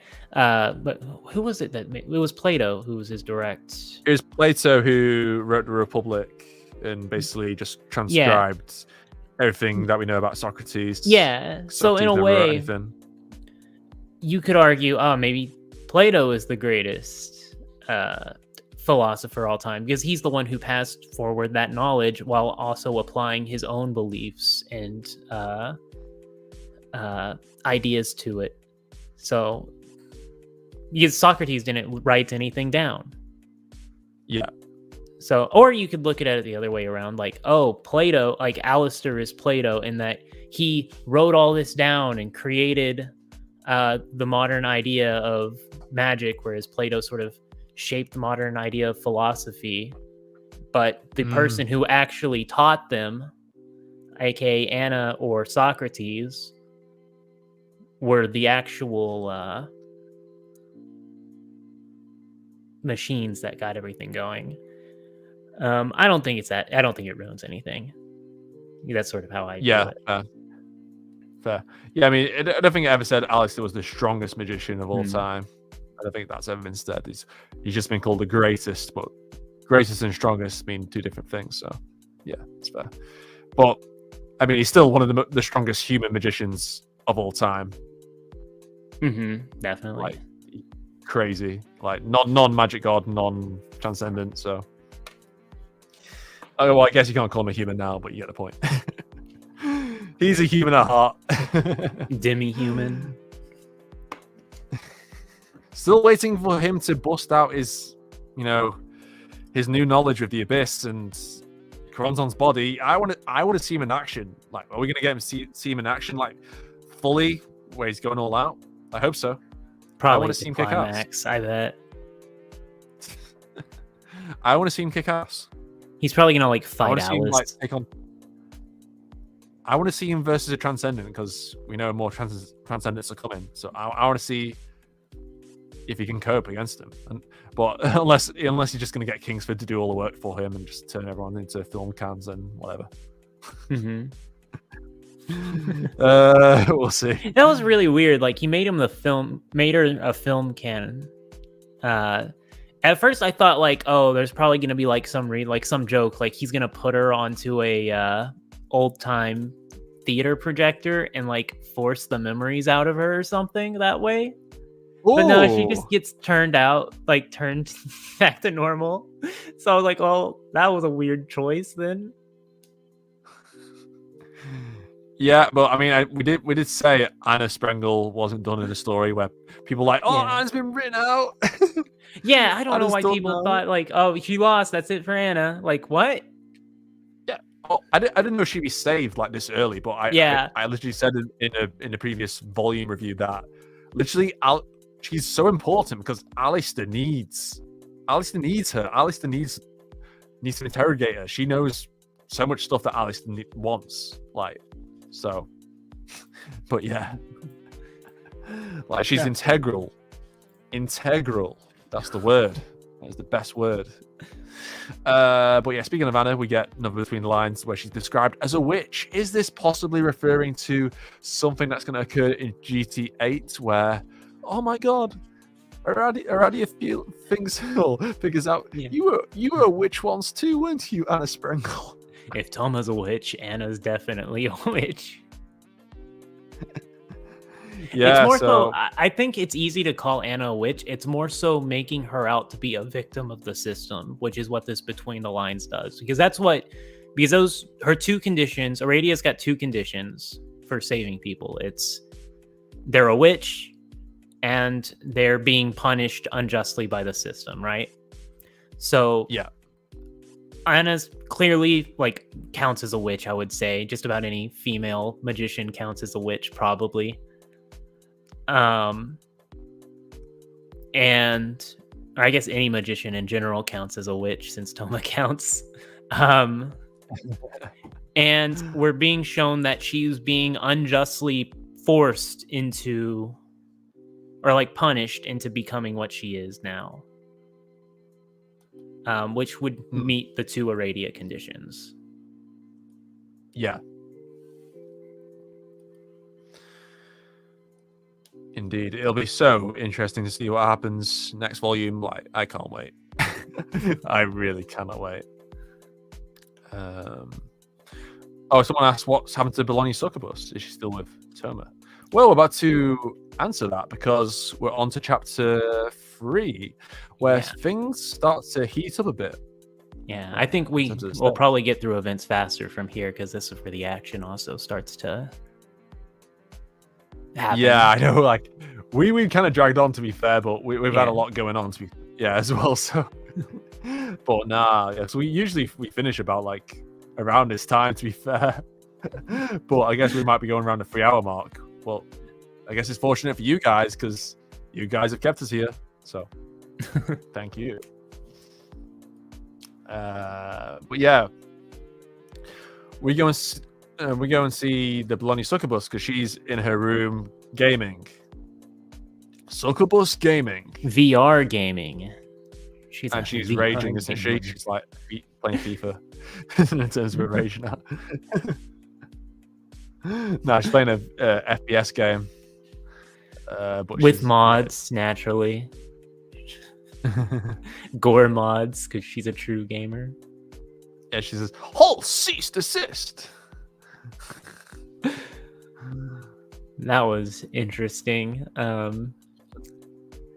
Yeah, that was interesting. I did not expect her to be a gamer. Of course she is. She's an e-thought. She Come on, probably she wants to. she probably does Come on, she Twitch wants to make her so streams. desirable for the average scrub who's reading. Oh my god, she's a gamer girl. I can see her doing pool streams on Twitch. Instead of Kuroko gaming, we've got Succubus gaming. Yeah. Because lewd ASMR streams. This. Oh boy. Shiro the Mad Lad strikes again. I feel like that's the saying now. Blondie Succubus in COD 10. Box lobbies. COD Cross. Box. Oh no! I thought COD 10, COD Yeah. Xbox because of the space. Oh, okay, Xbox. Okay, yeah. Okay. I got thrown off by the two.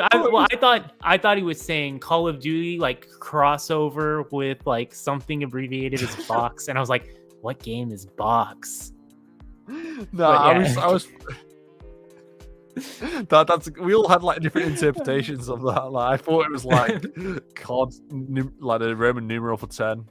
But I was like, no, which COD is that? I know there's been a lot of them, but it's like Modern Warfare 2, the remake. But now I feel like that's like past 10 now. But I wonder how many racial slurs Succubus has used on Call of Duty lobbies. Oh, don't get her cancelled. Telling 12-year-olds that they're failed abortions and whatnot. Some people may get off to that. I wouldn't be surprised. They just want to be humiliated. And since Succubus has a way of words, she has an unusual pattern of speech. So absolutely, I would not be surprised.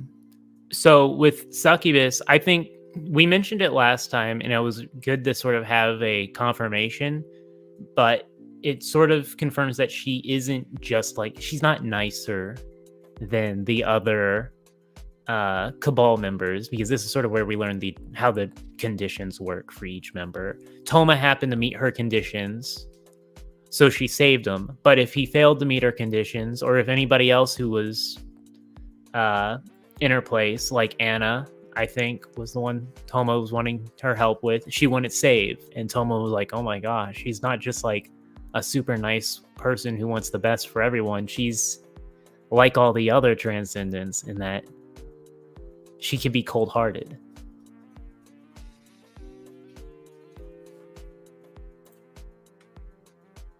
Yeah. Yeah, then we get the different conditions. What do you think about that as a concept? I really like it. Yeah, I liked it. I think it shows that the Cabal operates on a very black and white basis. They don't really make room for like a gray area. But whenever you introduce a gray area, like Aradia, like Othinus is able to create a gray area, and it sort of like really messes with Aradia. But for the most part, like we see with Mary, Succubus, and oh gosh, his name. Trismegistus. Just call him Triz. Trezzy. Trizzy. He's or random letters. Yeah. Those three all operate on a very black and white basis, and for the most part it seems like Aradia does too, until Othinus sort of introduces like a gray area. If anything, Aradia actually seems like she's the most malleable of all the transcendents in a way, other than maybe Mary, but that's questionable. We don't know enough about her yet. Yeah. I really like that they all have like different conditions. It makes things a lot more complex in terms of like the dynamics between them. Like they all just don't agree on the same thing, and there's a lot more conflict between them rather than Cabals in the past always having like usually a shared goal that they want to achieve. And then you brought a great point with the moment where Optimus tries to find the middle ground. But I mean, Aradia already at the start was the one who probably the most apprehensive about killing Sprengel, but even saying that's probably a bit too strong. Like she's probably had like a few reservations over it, but she's like, if I had to choose now, yeah, just kill her. Yeah, absolutely. We also got a new super chat from Cray Delay Gaming. Thank you. The whole transcendent conditions for rescue actually is really similar to how Terma functions. He too has a condition for saving, just a really broad one. Yeah, I mean, I suppose, but it's more like the transcendents. They always have a condition for saving and then not giving a shit, or just get rid of them. Well, I feel like Toma creates conditions. Like as he goes along, which is actually what happens, right? He's like, "Oh, I need a reason to save Anna. I'll just figure it out as I go along." You figured it out. That's great. I wish I said that in my review. Oh, okay, it's fine. but you're absolutely right, Malcolm. That's a great way to put it. Terma creates conditions. Damn.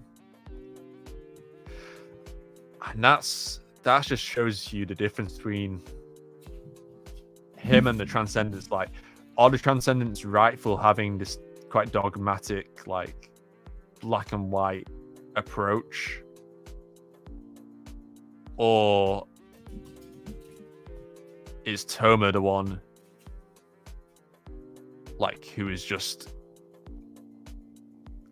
completely obsessive, and he's not even found a reason to, save Anna, and he's just like, oh, I'll find one later. It's just like, but it's the dilemma of Anna Sprengel. Like, I think it's a good reflection to like how the world operates, though, in that like we create black and white laws, right? And it's like, okay, if you break the law, you are bad. But at the same time, there are occasions in which breaking the law isn't bad. Like, murder is bad. You go to jail for committing murder. But if you murder a bad guy who was committing like a very heinous crime, even though you still committed, murder, people will sympathize with you and you create a gray area. But in general, the Transcendents they try and remove that gray area. Whereas Toma sort of operates entirely within it. Yeah. Yeah, definitely. Yeah, I mean, Toma's always had this like universal approach to everything. Yeah, his morals have always been like quite broad in his approach, while the Transcendents are always quite narrow, I feel. Yeah, that makes sense. Well, at least until Aradia, but that just shows you like with Aradia, and then you get Optimus' speech, like, and then later on we get Triz, where he says not only has Toma influenced Alice, but now he's starting to influence other members of the Cabal. Now that he's seen Aradia change a bit, and that to him is like alarm bells. Yeah, so that it goes against common sense, because that's the idea of black and white. I'm operating on common sense judgments, but sometimes common sense just isn't sensible. Yeah, and I feel like if anyone in a series has defied common sense more than once, it's Toma. Absolutely. Like, he's really idealistic, and it's not always portrayed in a positive light, and especially in this volume. This volume has Toma, like, because he's like, he fully admits that no matter how many times Anna's beaten, even by him, like, he's already beaten her once, and she's not changing. Like, so he's just gonna beat her, and then he's gonna escape from prison, and it's just gonna be an endless cycle. But he prefers that to, or he thinks he can come up with a solution to that rather than just outright killing her, which you could also argue about, is killing her the right decision to do, because, you know, the amount of pain she's causing the world. But obviously, like, Toma's a good guy, and he doesn't want that to happen. So he does have that moral code. But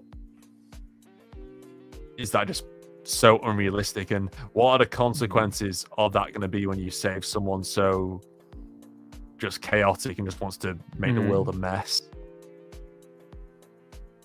So this is definitely the strongest core and theme of the volume. I feel like we could discuss this for ages, because it is really layered in terms of the moral conflicts going on with this dilemma situation of save or kill Anna Sprengel. Yeah, I think that's sort of, it sounds like this is what sort of the, I guess, the thesis of GT, this first half of GT, is going to be that, because I think it's reflected in Project Handcuffs too, right?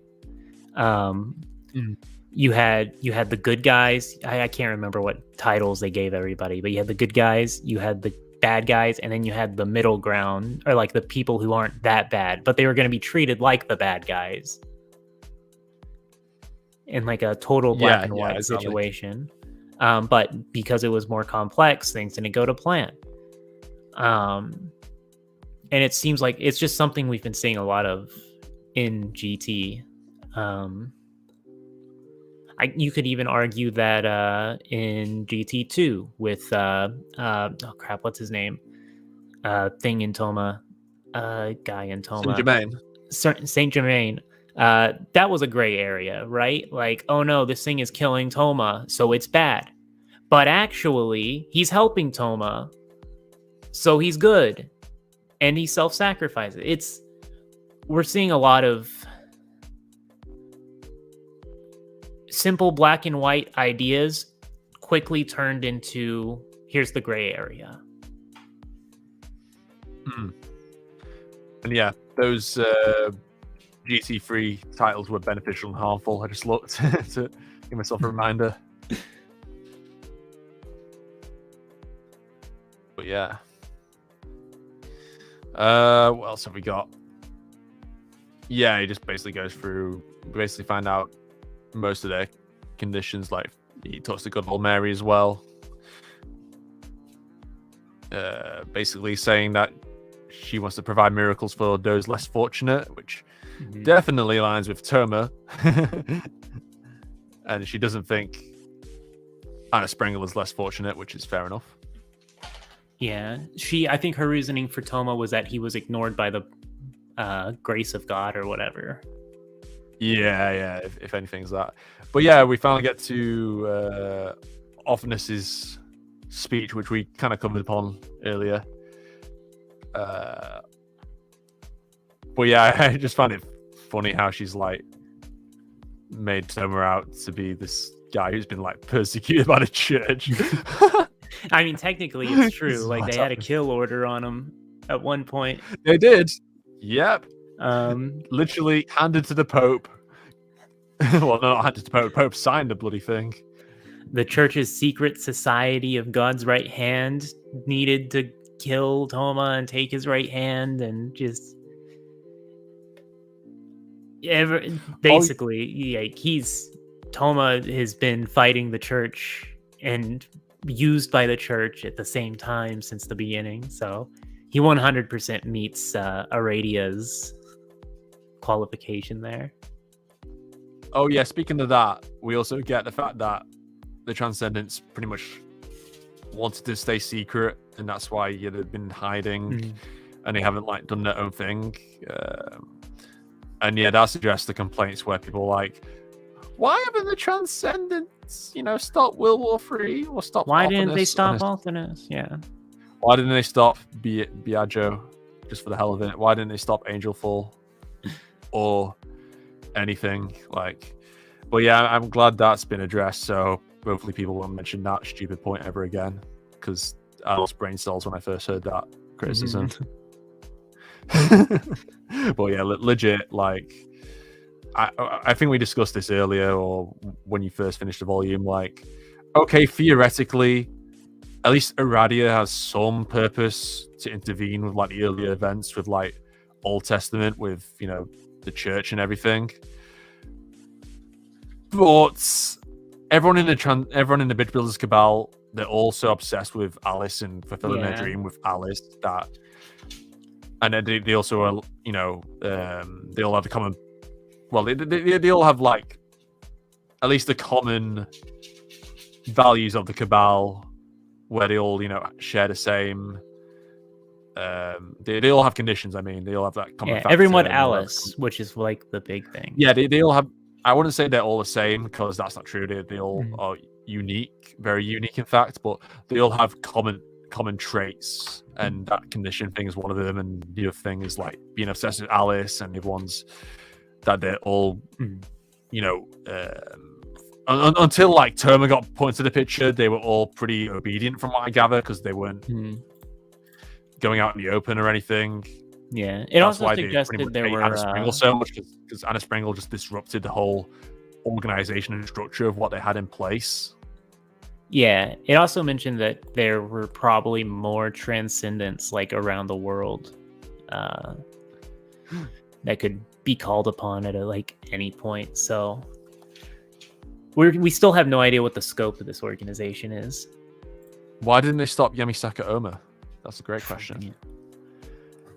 The oftenest thing was explained by Komachi and GT6. Yeah, well, that's kind of what started it, because people on Twitter said, well, at first, some people on Twitter didn't understand what was being said. They were like, "Where were they in New Testament 9?" And it's like, no, they got wiped out. And it's like, oh, if they got wiped out, why didn't they stop Ophinus?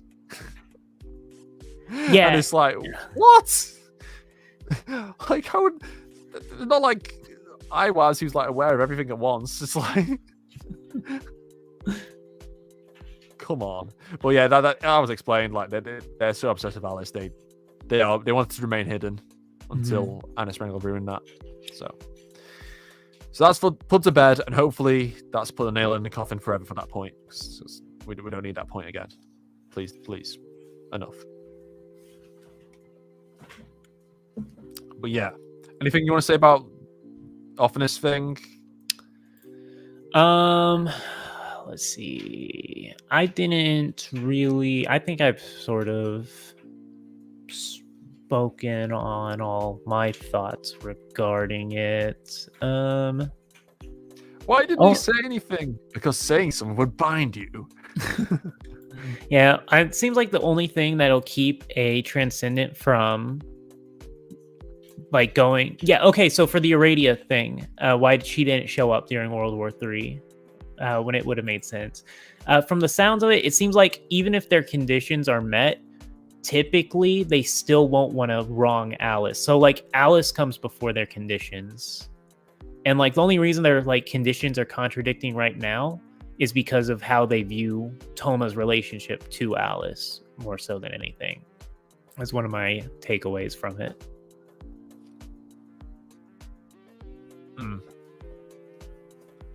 Yeah. Then we move on to Aradia meeting up with Terma and then saying, yeah, okay, we should... Maybe Anna Springle shouldn't die. But yeah, she basically says they'll just... Even if she escapes, more Transcendents will be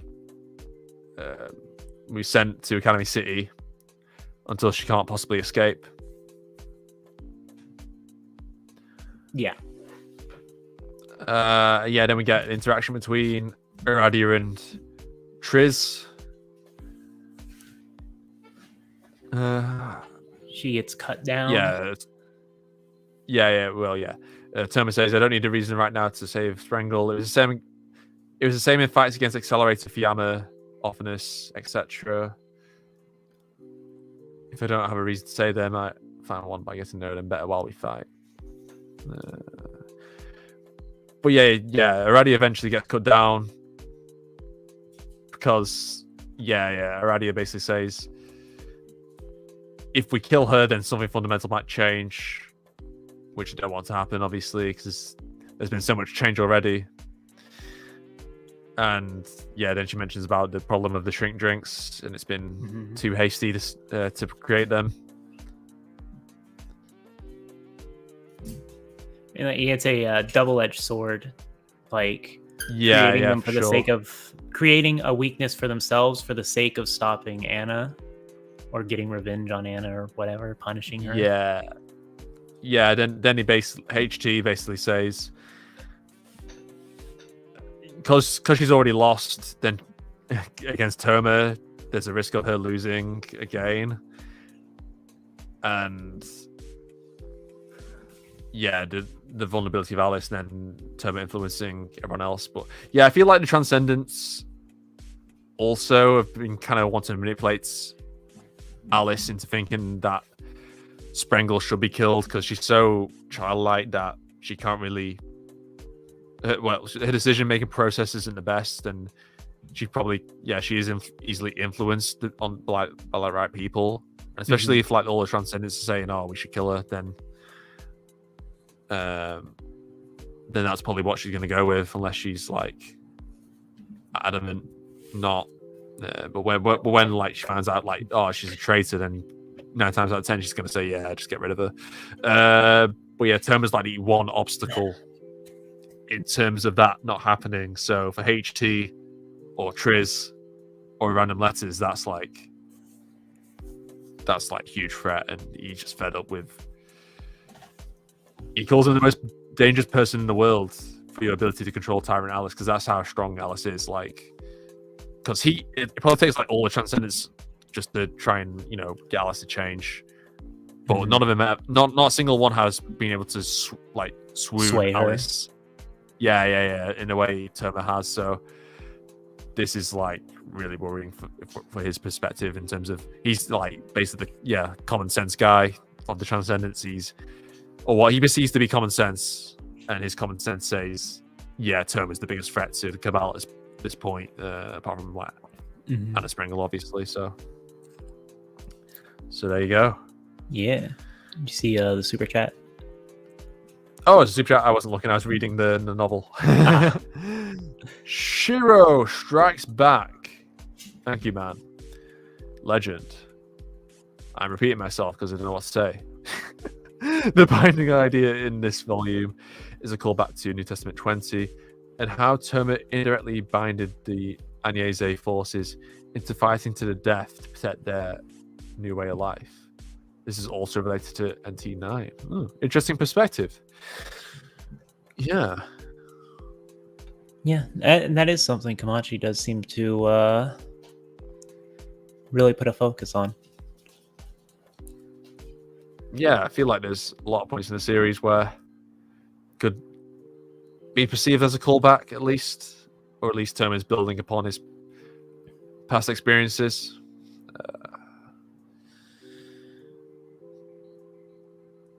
But yeah, that's a interesting perspective. Thank you. But yes. From here, basically, it's fights now. Yeah, that's good. So we'll go on to chapter 4. Yeah, Triz, he's basically got his sword technique that's like moves really fast, and it's kind of like it distorts like time and space or some shit like that. But Triz also like releases his god mode off the bat, which we nearly saw in the previous volume with Iradia. I still want to see Iradia's, but like HT just like unleashes it straight away, and he can his like initials of his name and like each represent a god, and then he can change those initials to be like whatever god he wants, so he can like invoke part of their power. So that's kind of crazy. And Toma like tries to guess his ability, like so there's some strategy in this fight, I guess, but Toma's like just feels like completely overpowered. He's just running away, but he does try and figure it out, but he gets it completely wrong. Like Toma like tries to he needed index for this fight. It's like the key thing. Yeah, definitely. So yeah, but it's kind of refreshing that Toma can't always figure out how to win fights by strategy. So this is an example of him getting it wrong, which is interesting. And yeah, he also had like a memory he shouldn't have came back. Yeah. You want to talk about this? Okay, yeah. So I mentioned to you, and I don't know if you agree or not, because at the time you didn't seem to agree. So Toma recalls a memory that he shouldn't have, but he can't specifically like recall what happened in the memory. But whenever Trizzy pulls his sword, Toma, instead of trying to nullify it, dodges it because he has a sort of like a muscle memory, I guess, of what sounds like the Kanzaki fight from OT1, something that he shouldn't be able to recall in any way. But he recalls like, oh, this may not be entirely a supernatural attack, so he dodges. Which I interpreted as he's somehow in some way calling forth memories from his previous life. And did you have any you reread that part, I think? Yeah, I reread it. So it does say like, well, what's the term for it?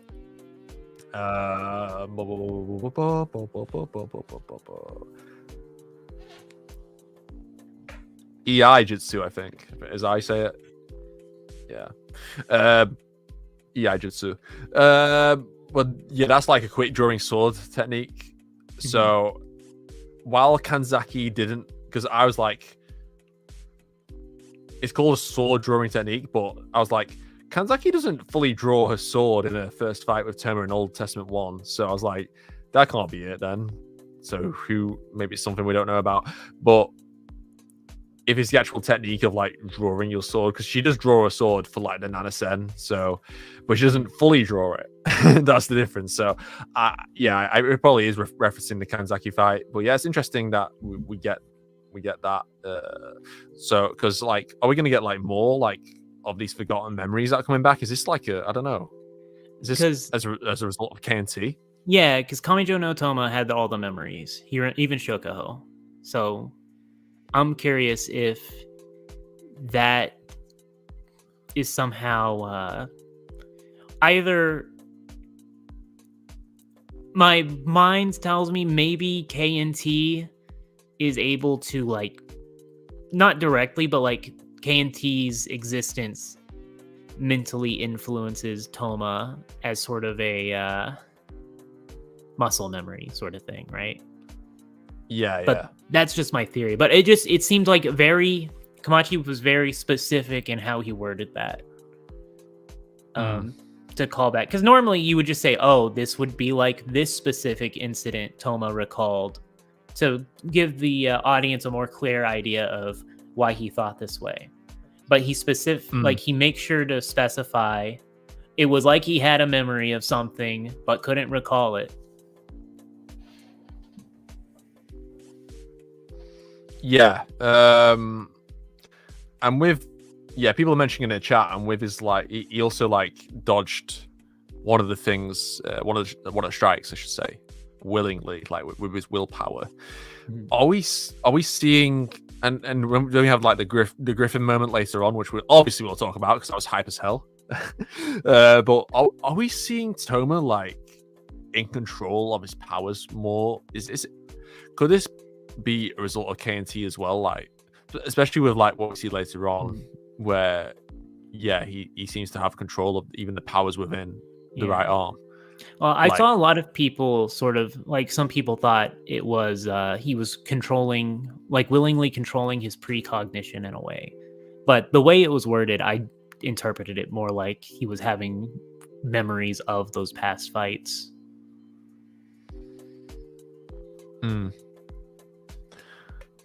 But yeah, we also get Toma tries to run away, and he likes he's outsmarted Triz, but he's got it completely wrong. Toma done fucked up. He's gone down bad, and he basically gets Subaru'd, or Subaru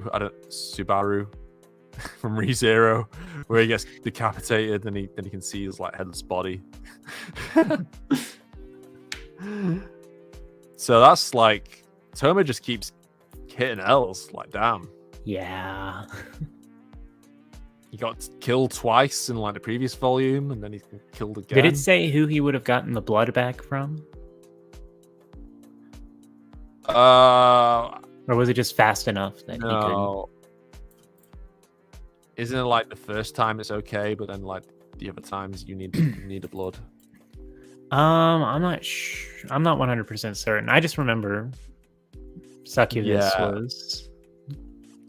Yeah, She was I feel like short on blood for. Yeah. She says like each time it's used, and it's like a risk because the body doesn't replenish the blood. Mm-hmm. So maybe, yeah. How much blood is sprayed when you decapitate someone? Maybe he used Aradia's blood, since it was it's laying over there. Now Toma's got demon blood and witch blood.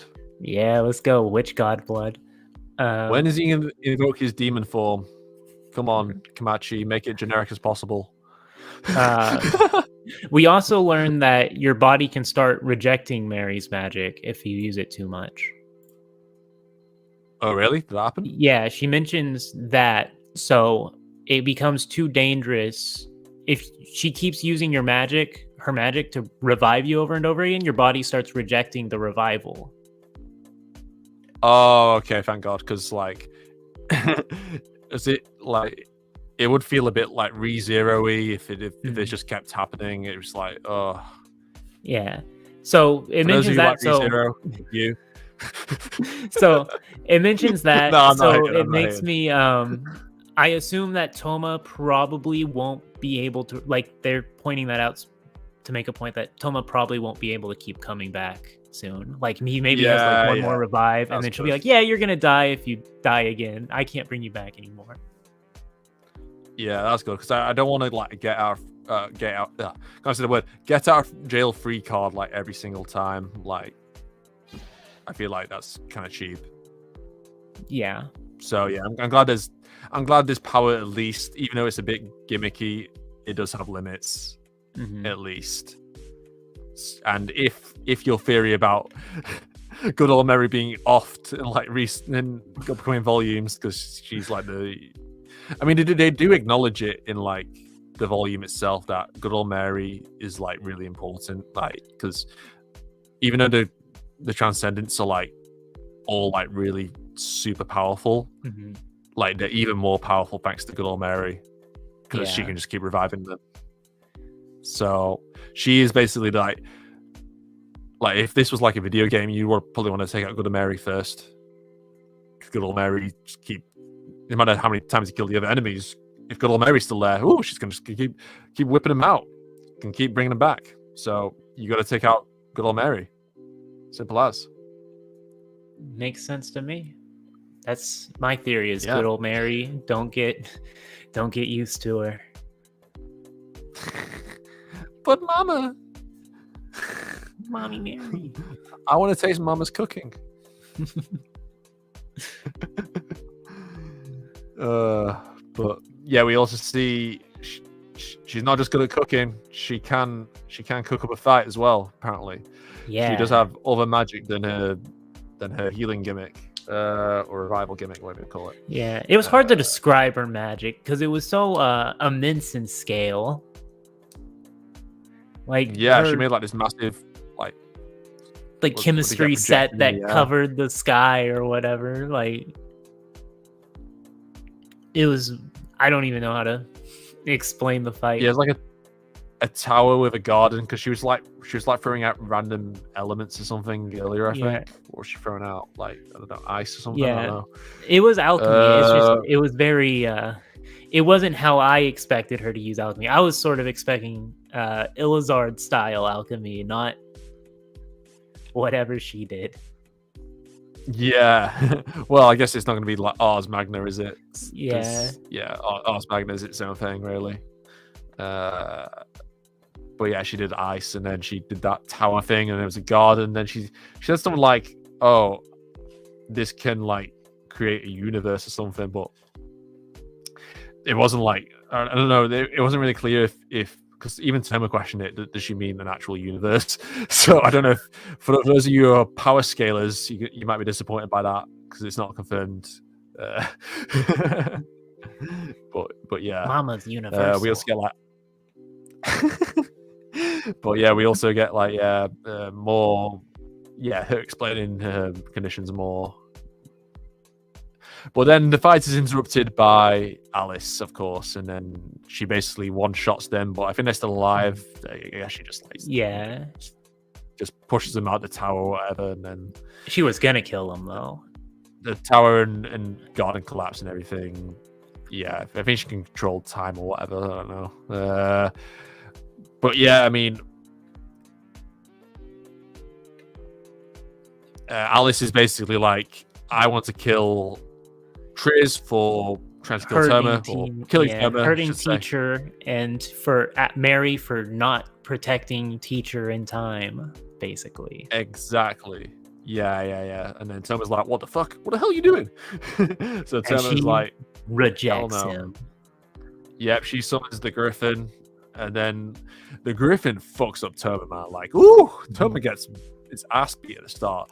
Like, the Griffin's just got him, got him in its mouth or beak, whatever you want to call it, and then just flings him around just like a ragdoll. Like, it's brutal. Absolutely. Yeah, then the sisters get the order from Accelerator to get this vintage anti-aircraft gun, shoots the Griffin, which then drops Terma. So basically, I think Accelerator bribed someone from the Japanese government to move the consulate to a different location in the city, so then he could then act. But I don't know if there will be any repercussions to this from the international scale or not. I don't know if what he's doing is still legit, or less. Do you want to clarify that? Do you know? I think it's probably just going to be a gray area. I don't think there's going to be any repercussions for the whole bribery thing. I don't think it's going to be enough for him to sort of pull things together, though. Yeah, because funny thing, it does say this was a gray zone as well. So yeah, you're right, it's a gray area. But it says instead of ending the legal protections once the move was complete, they were holding off on doing anything for today, waiting to see how it turned out. But the board chairman only needed this one day. Academy City could deal with the rest. So yeah, I guess it's implied that this day they can. He feels like he can act, at least. I don't know. But we'll also get Clipper making an appearance, as well as Kazakiri, who are on standby. They haven't been unleashed yet. The sisters and Makoto. Yeah, basically the city's best assets, really, apart from maybe Beetle, Accelerator, and Beetle. Yeah. So they got plenty of people on standby, but probably Alice would be able to take them all on. He's that crazy. Yeah, probably. I think she definitely would have just one-shot all of them from how it feels. Yeah, for sure. And then the moment we all been waiting for, the Griffin and Terma clash, and then the Griffin takes a massive, huge bite out of Terma's arm meat, because it's probably made of Wagyu, I don't know. Yeah. Terma's arms, A5. Terma explodes inside the Griffin, and not the way you furries want it to happen. And people mentioning, he does voluntarily use the powers beyond the right hand, and he just kills it from the inside, which is just fucking raw as hell. Like, damn, Terma, when it happened, I was like, bro, that was crazy. I love that moment. Did it specify it was specifically the dragon that did it, or just the invisible thing? Did we get any specification? No, we didn't. But I don't know if the invisible thing is capable of that destruction. Just the whole invisible thing in general is pretty confusing. Because the dragons are sometimes invisible things, and then there's the invisible thing that's probably not the dragon, but who knows? Maybe it is. Well, yeah, I mean, yeah, important thing is it was hype. It was cool. I didn't know it was going to happen because I didn't see the illustrations, so I didn't know Terma's arm got severed. So I really enjoy that.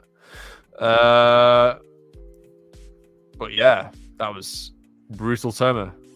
And then he's still going. Like, he's really injured. He's lost his arm, and he's like, fight me. Like, he's so like, just what's the word? Just like adrenaline fueled at the moment. I feel like like he just does not care. He's just keeping going. And it shows you that Alice does have some childlike insecurities there, because she just feels like time's up. Like, doesn't want to keep going. Teacher.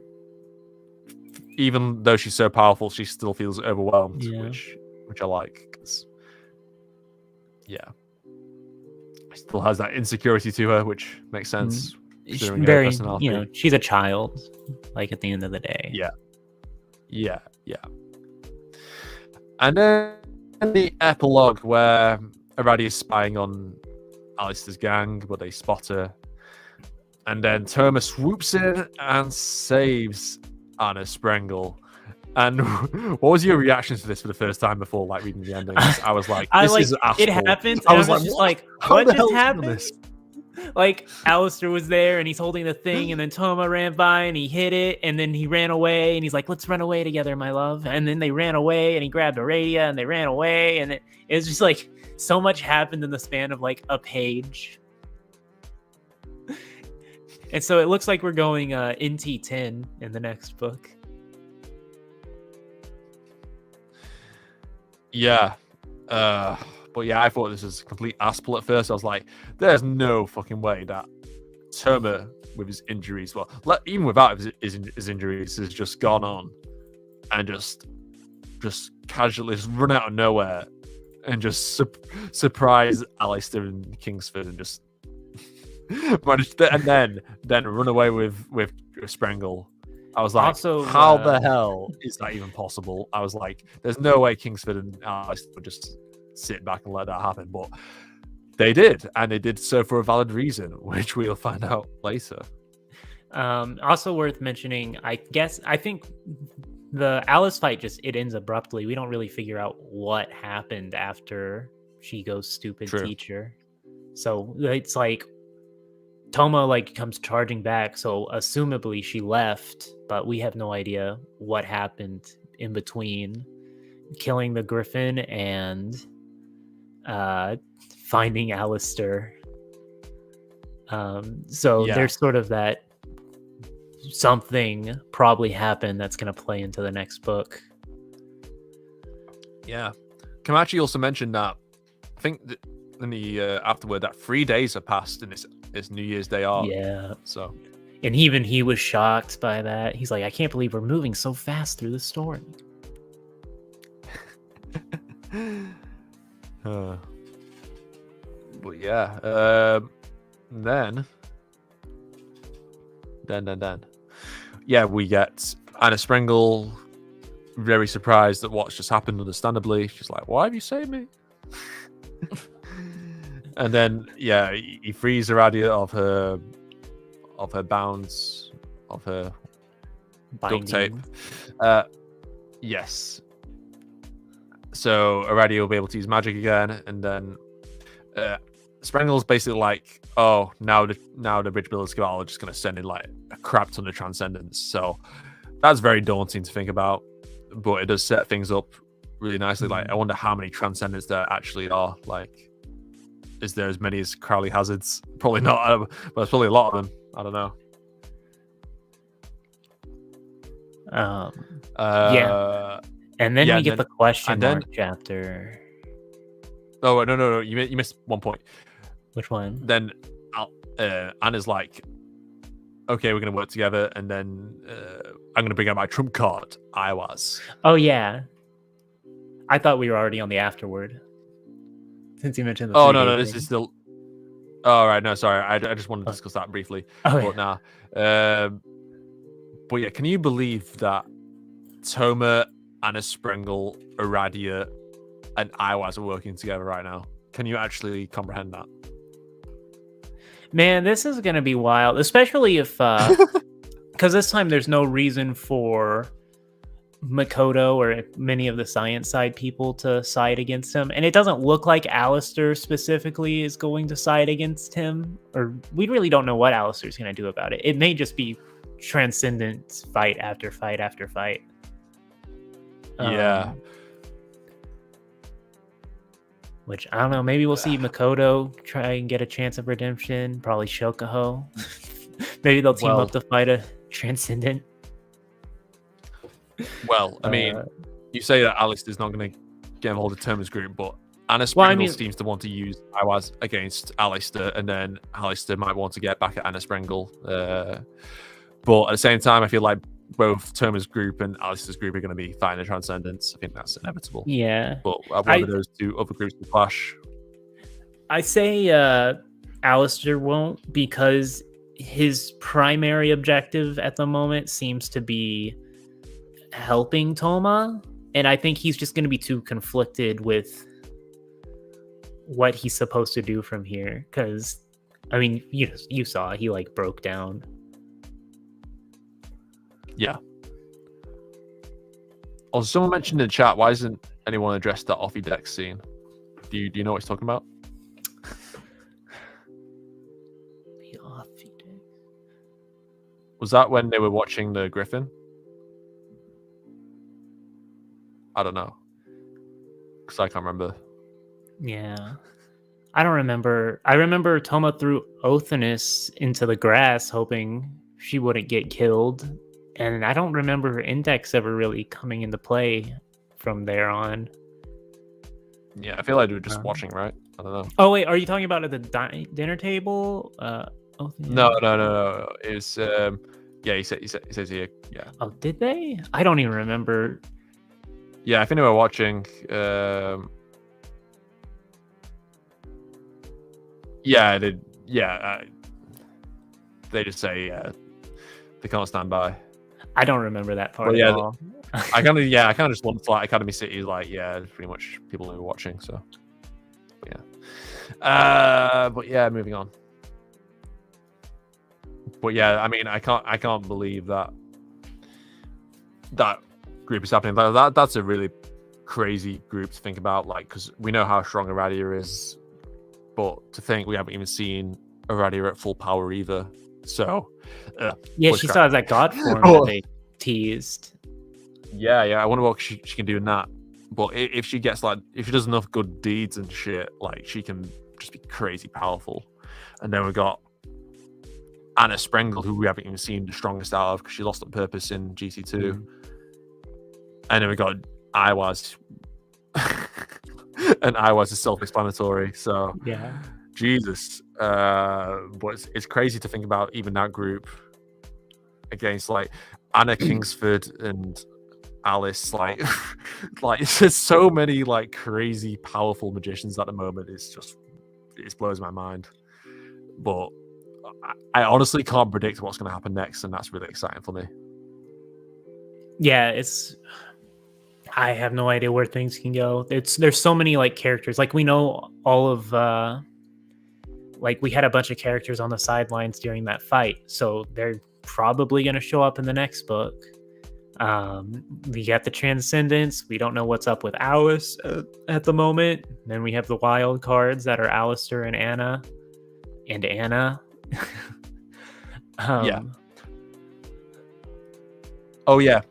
We also get the confirmation from Alistair that, well, alleged confirmation that the Transcendents are all linked to a secret chief and somehow. So I'm glad those secret chiefs are getting expanded upon, because I've been curious about them for a while.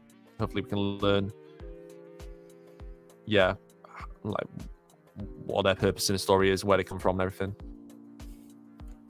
Higher dimensional beings like Iwaz. So maybe we'll see more secret chiefs like Iwaz.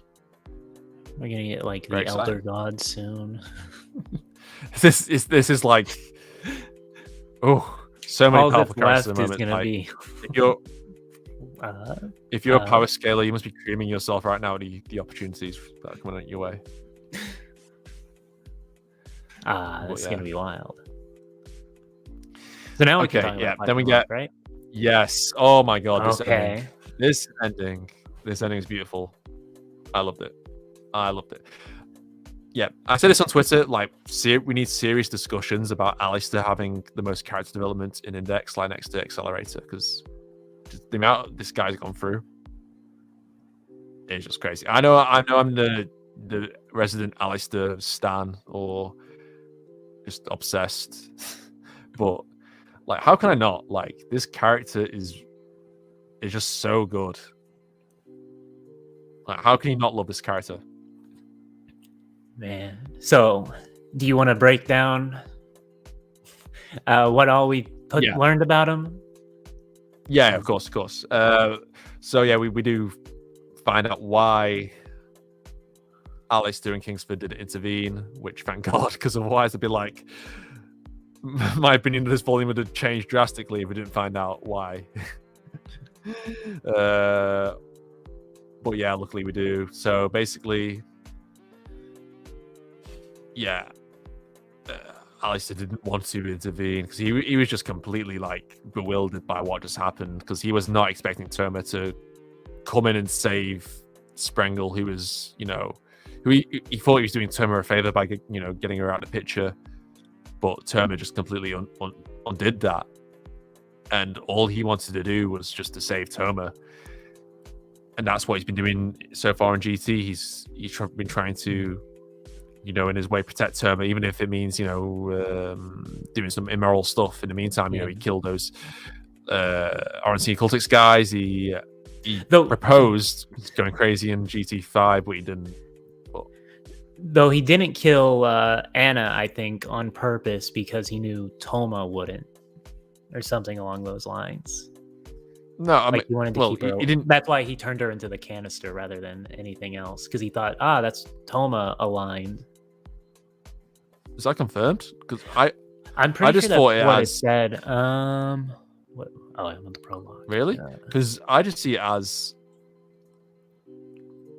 like, he needed Sprengel alive because he really needs the information about what the hell she was doing and who the Transcendents are, and about Alice. Right, I think because if he just kills her, then he just lost his lead to the Bridge Builders Cabal. That'd be stupid.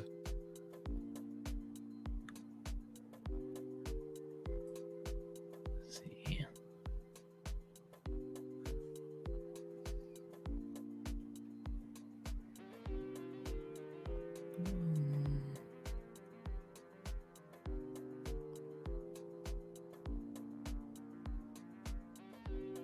Miss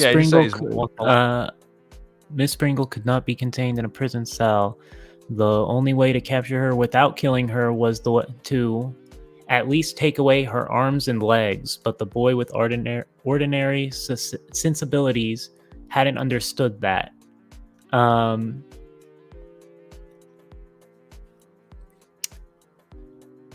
Okay, I think I misinterpreted it, but I think it's basically just saying Alistair did what he thought was the most humane thing to do for Anna, but Toma couldn't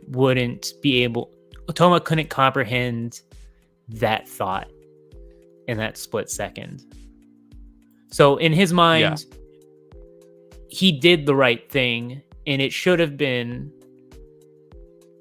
Toma aligned, I guess, technically, but even to Toma, even the thought of like taking away someone's arms and legs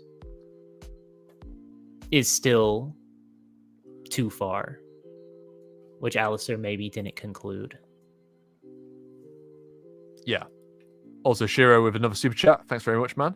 I'm more obsessed about Alistair than you, for real. Love to see it. We need more Alistair stans.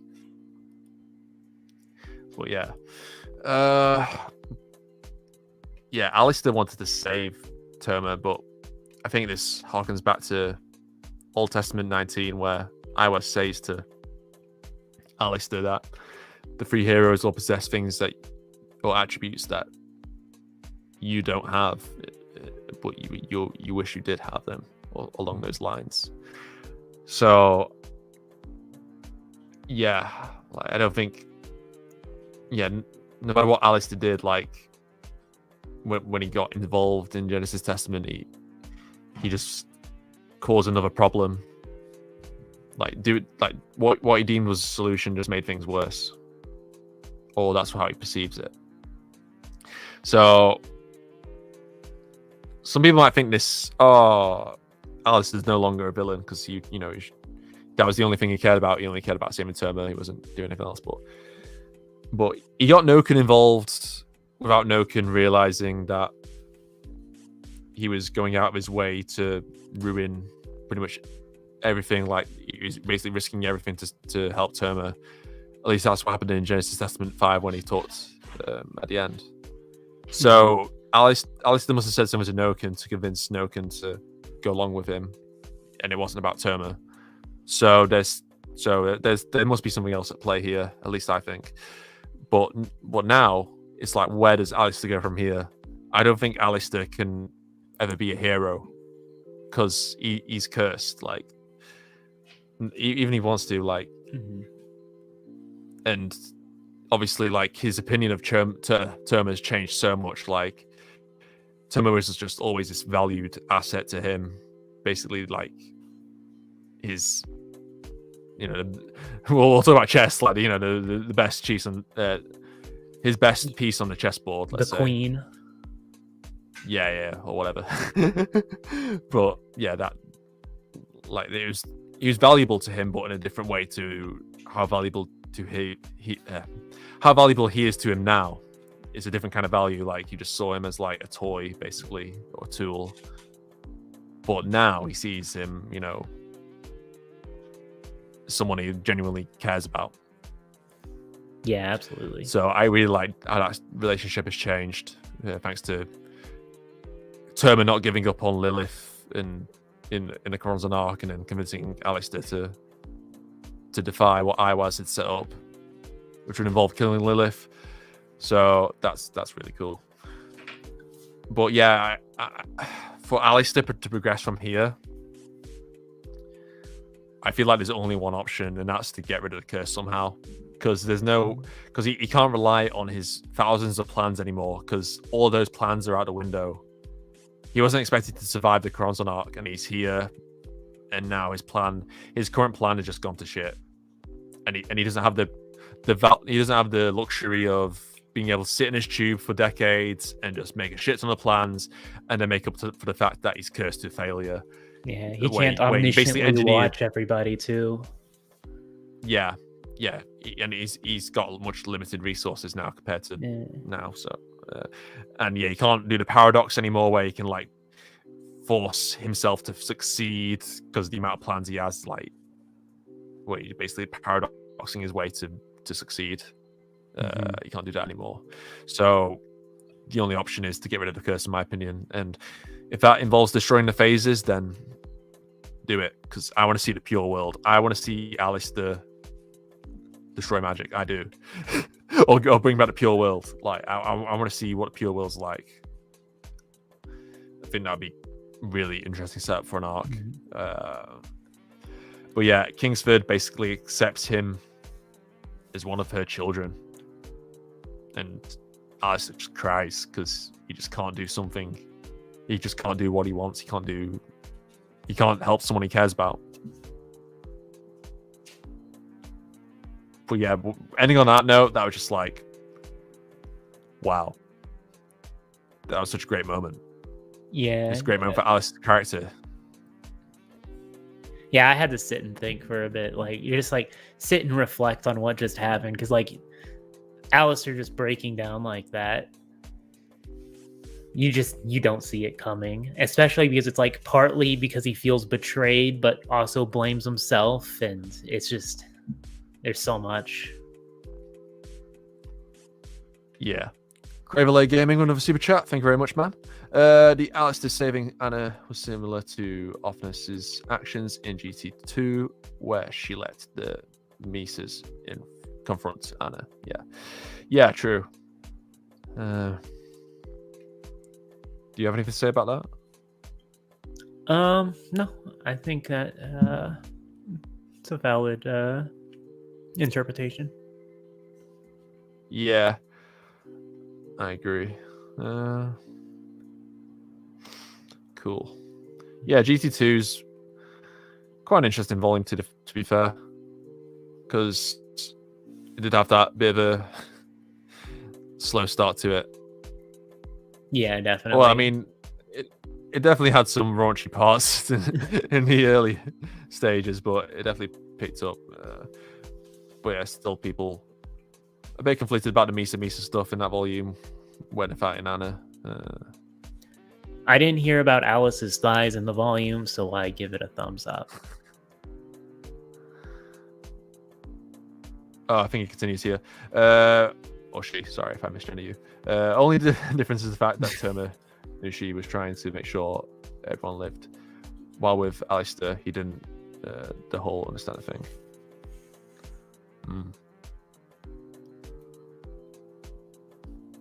Cool. So how would you rate the volume? Oh, thank God we're finally at the end. No, I mean, I don't mean that in a bad way, but it's just like, 3.5 hours discussing a Weeb volume, man. Ooh, it's dense. This was a short volume as well. Why is it taking so long? Well, no, we've had a lot of super chats, to be fair. Yeah. We had quite a few tangents too. Yeah, true. But yeah, it was. Yeah, I don't know. I like the tangents because I feel like it does spice things up a bit and just talking about the volume constantly. I do like going on tangents, even if it means like spending 3.5 hours discussing one volume of Index. What matters is that you. Hopefully, we don't turn up like Mauler's streams where he's like talking about something for like 7 hours or something. Breaking down a single minute for 2 hours. Basically, hopefully we don't get to that level. Although you probably easily could, in terms of the amount of things you could discuss in these volumes. Well, yeah, you asked me what score. I think I gave it a 9 out of 10 in the end. But this could easily be a 10 out of 10. I think it's kind of, in terms of what happens after it, I'm curious to see the direction it's going. I want to know, like, I'm very intrigued, like, I'm very excited. I mentioned to you before, but GT8 is probably the most hyped I've been for Index volume since like NT18 or NT22 or 21. Like, I'm not excited for GT8. Like, I think it's been like the most it's like the prospect of it is like the most promising Index volume in years. So I'm really hyped for it. But I want to see what that volume's all about. But I feel like this volume was great for what it did. But yeah, it could easily be a 10 out of 10 depending on what happens next. And I think that's sensible for now. Yeah, I was also thinking 9 out of 10. It sets up a lot. It's going to depend on how Kamachi handles these sets up, because he answered a few questions, but he also set up more questions. And I need to see the closure we get, because I feel like a 10 out of 10 volume needs to have like a good level of closure to make everything worthwhile.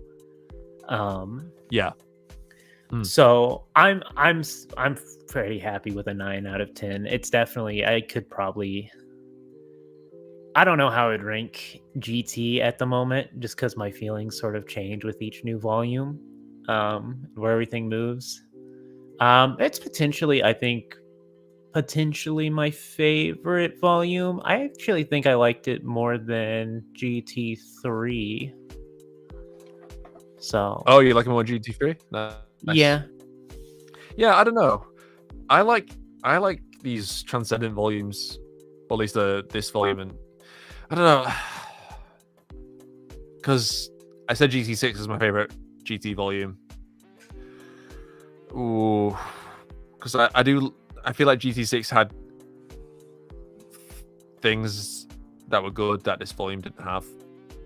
But I'm finding, don't get me wrong, I love GT3, but I'm finding the transcendent stuff like really engaging. Like, with what's happening at the moment. Like, I find all the concepts and stuff really engaging. Not saying that GT3 wasn't engaging, it was good for what it is, or what it was. But just the concepts that Kamachi is exploring in these volumes, I find more engaging personally, but that doesn't mean I think GT3 is terrible or anything like that. It's just like I think all of those volumes are amazing, but in terms of just my own personal taste, I like these ones more, I think. Or you could say it's recency bias, I don't know. But who knows? But yeah. Wow.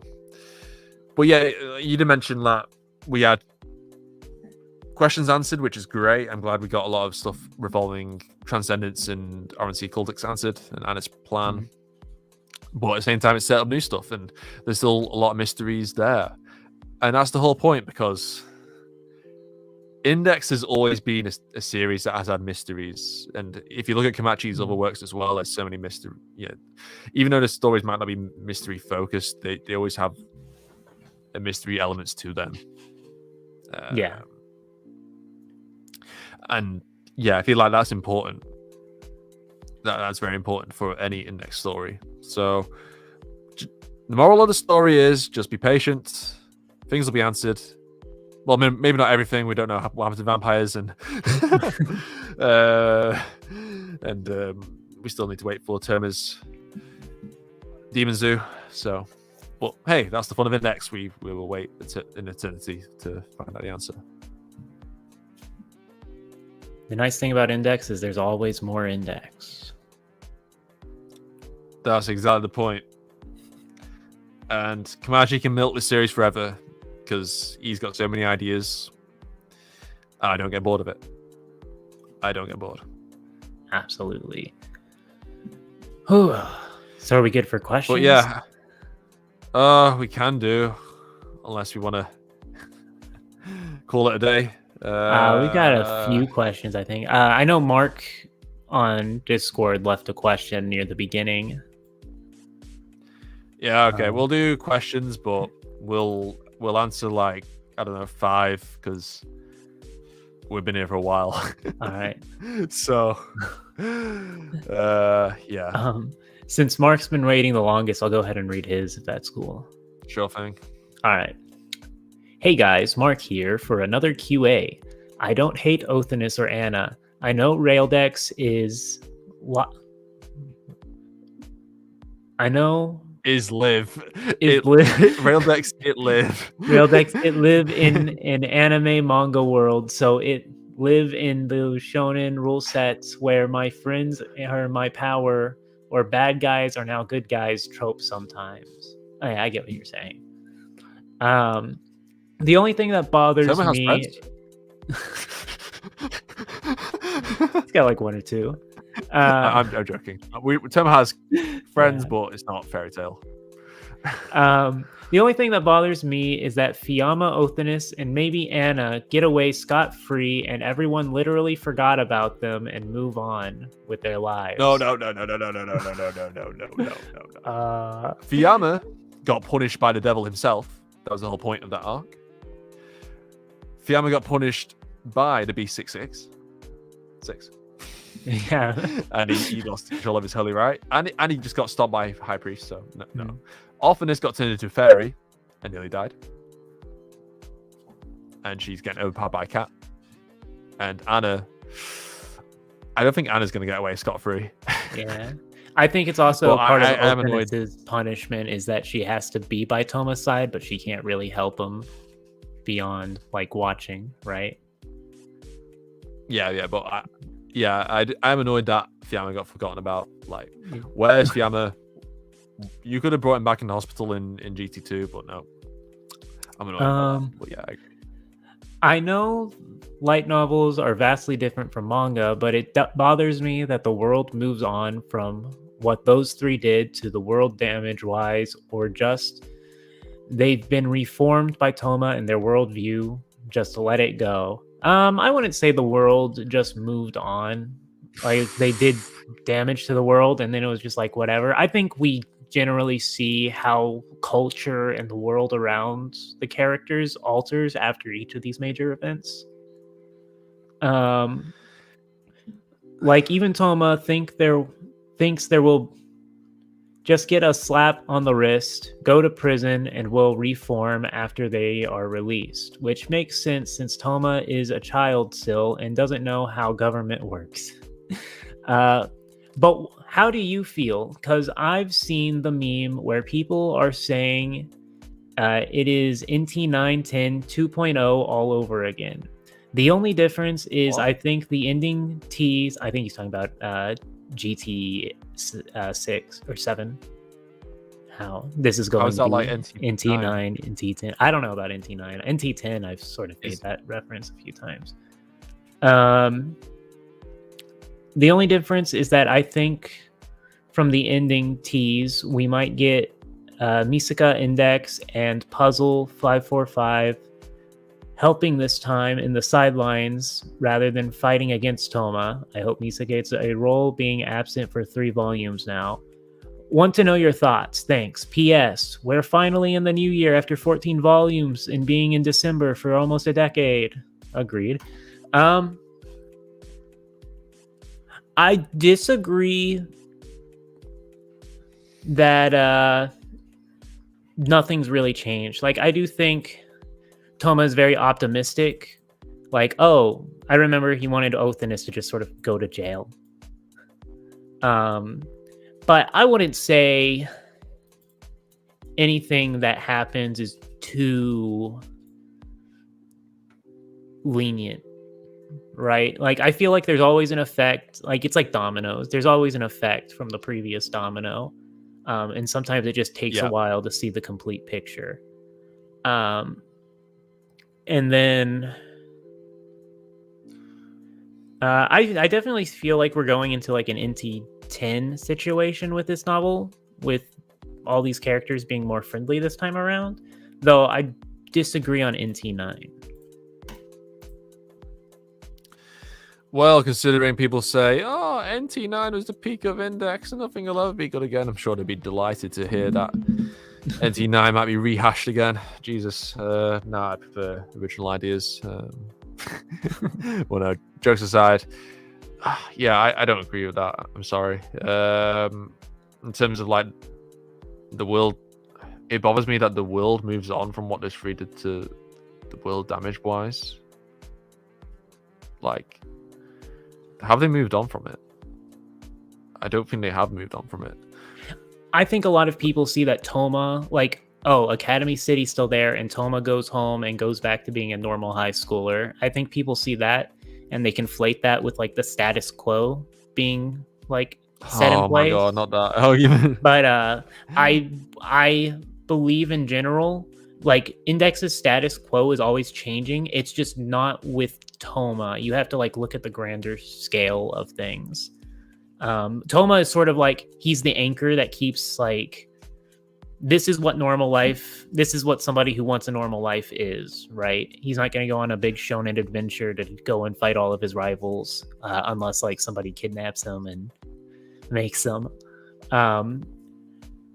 But you always see everything changing around him. Like if you take the beginning of OT1 and compare how things look at the end of NT22, it's not the same, right? And then we see like the effects of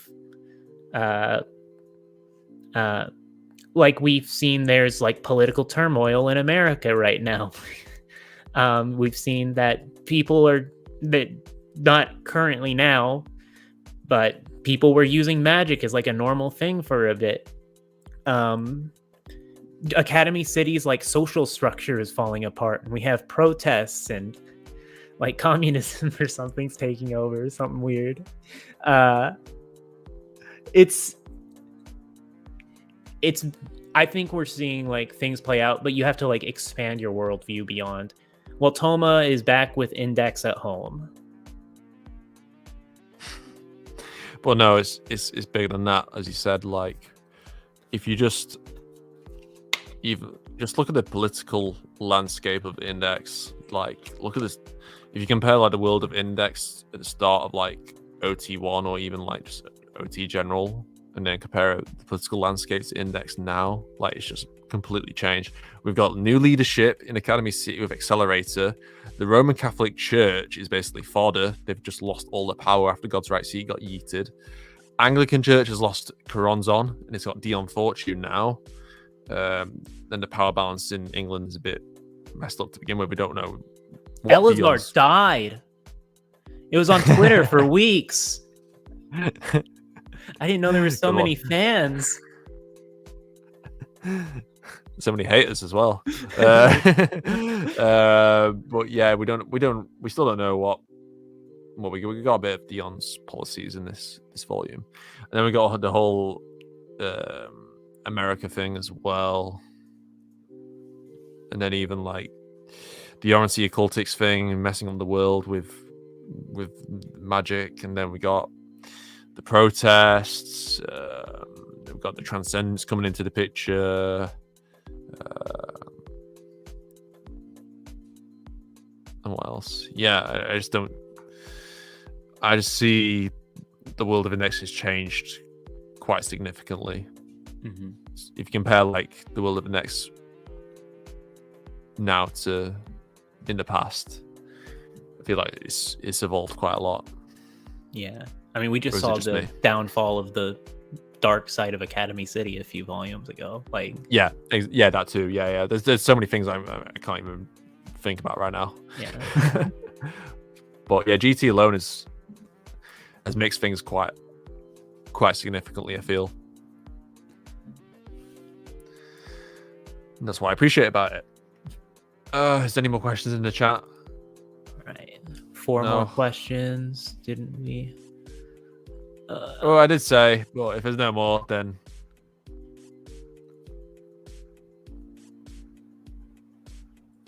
if not, then call it a day. Yep. Oh, we've got a question. Holy Sword 345. Which one would you rather be, a transcendent or a magic god? And which power magic would you choose from either of them? I'd be a magic god because I don't want to be a simp to Alice. Hell no. Nah, yeah. I'd rather be a magic god. And what power magic would you choose from either of them? Ooh. I mean, we haven't seen too many powers from the Transcendence. Yeah. Transcendence Live Adventures in Wonderland. Though. Like, it's just whatever you decide to make your name based off of. Yeah, with magic gods, it's either your unique magic or it's phase magic, really. Mm-hmm. But I want to see how Live Adventures in Wonderland, like, is that on a scale? It must be on the same scale as the phases. I'm curious about that. Yeah, it's really hard to... Transcendents are said to be like one is equal to the entire magic side. So how do you scale that? yeah, but it does say like the human magics. Yeah, I think there's in this volume does specify like it's the human magic side, which I'm glad about because people were saying that in the previous volume. I was like, nah, it definitely doesn't mean magic gods because there's a difference between the magic gods and the human magic side. Yeah. Like, if you want to include them all, but yeah. But yeah, I know I like Iradia's power because I can make my feet really sweaty and do witch stuff. I don't need magic to do that. I'm kidding. What's this witch stuff you're doing with your feet? My big sweaty hairy feet with a fungal nail infection. I'm actually better right about that. You just rub them together and everyone around you loses consciousness for some reason. No idea why. I'd probably do Magic God as well. Transcendence, the only one that seems like they would challenge like a Magic God would maybe be Alice, and we have no idea how to scale Alice yet to a Magic God.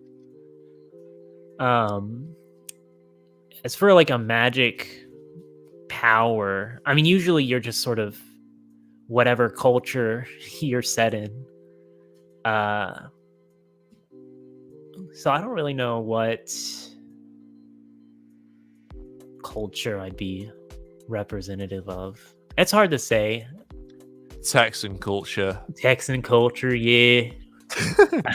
Cowboy magic god. Yeehaw!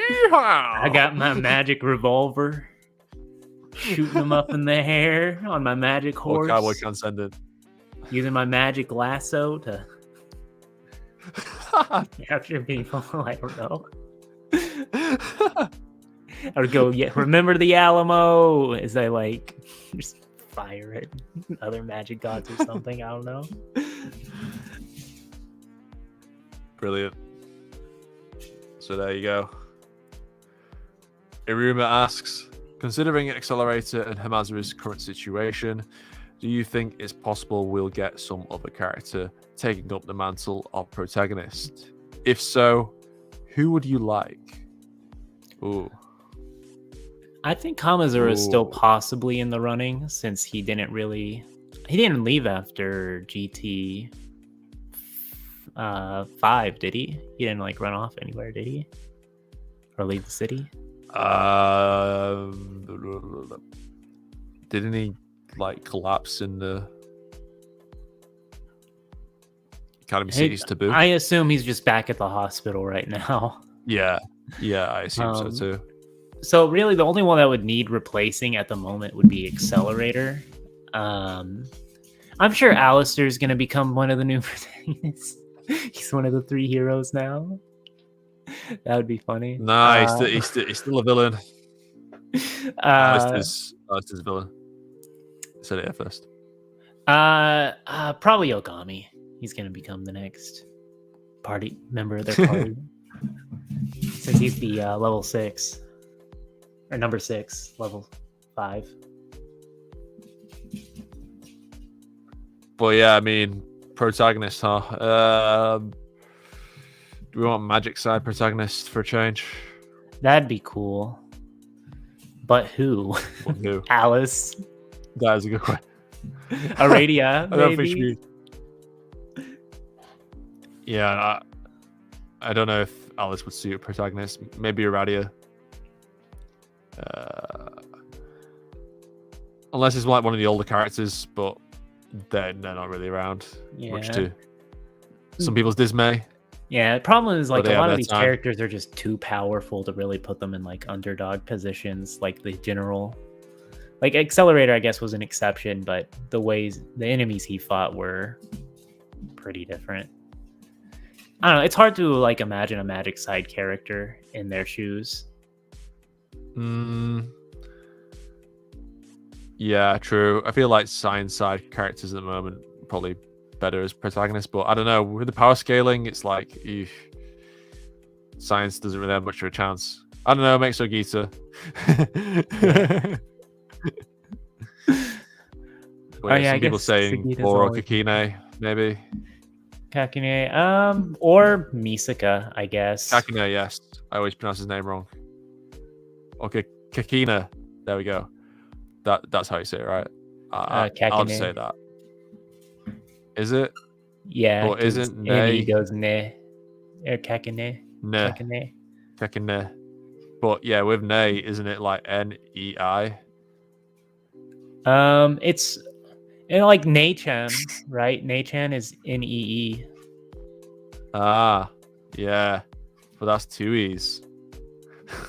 Japanese is so hard. Like, why is this a thing? Why are we even discussing this? I don't know. Kakine. Fuck it. I give up. On that note, we'll call it a day. Thank you all for watching. Hope you enjoyed it. This was very long. Just like an innuendo I can't think of. Aqua's mace. There we go. Very long, like Aqua's mace. Hope you enjoyed. But yes, thank you for watching. My GT review will be up at some point, I'm sure. Sorry for the delay. And the VOD of this video will be uploaded to my second channel. If you aren't subbed to it, link is in the description. So if you missed out on the earlier sections of the stream, you can go sub to it and I'll upload it when it's ready. So yeah, thank you guys. Hope you have a good day wherever you live in the world. And thanks, Malcolm, for providing me such great company. Thank you for having me on, as per usual. Hell yeah. But yeah, See you all next time. Bye bye. Bye.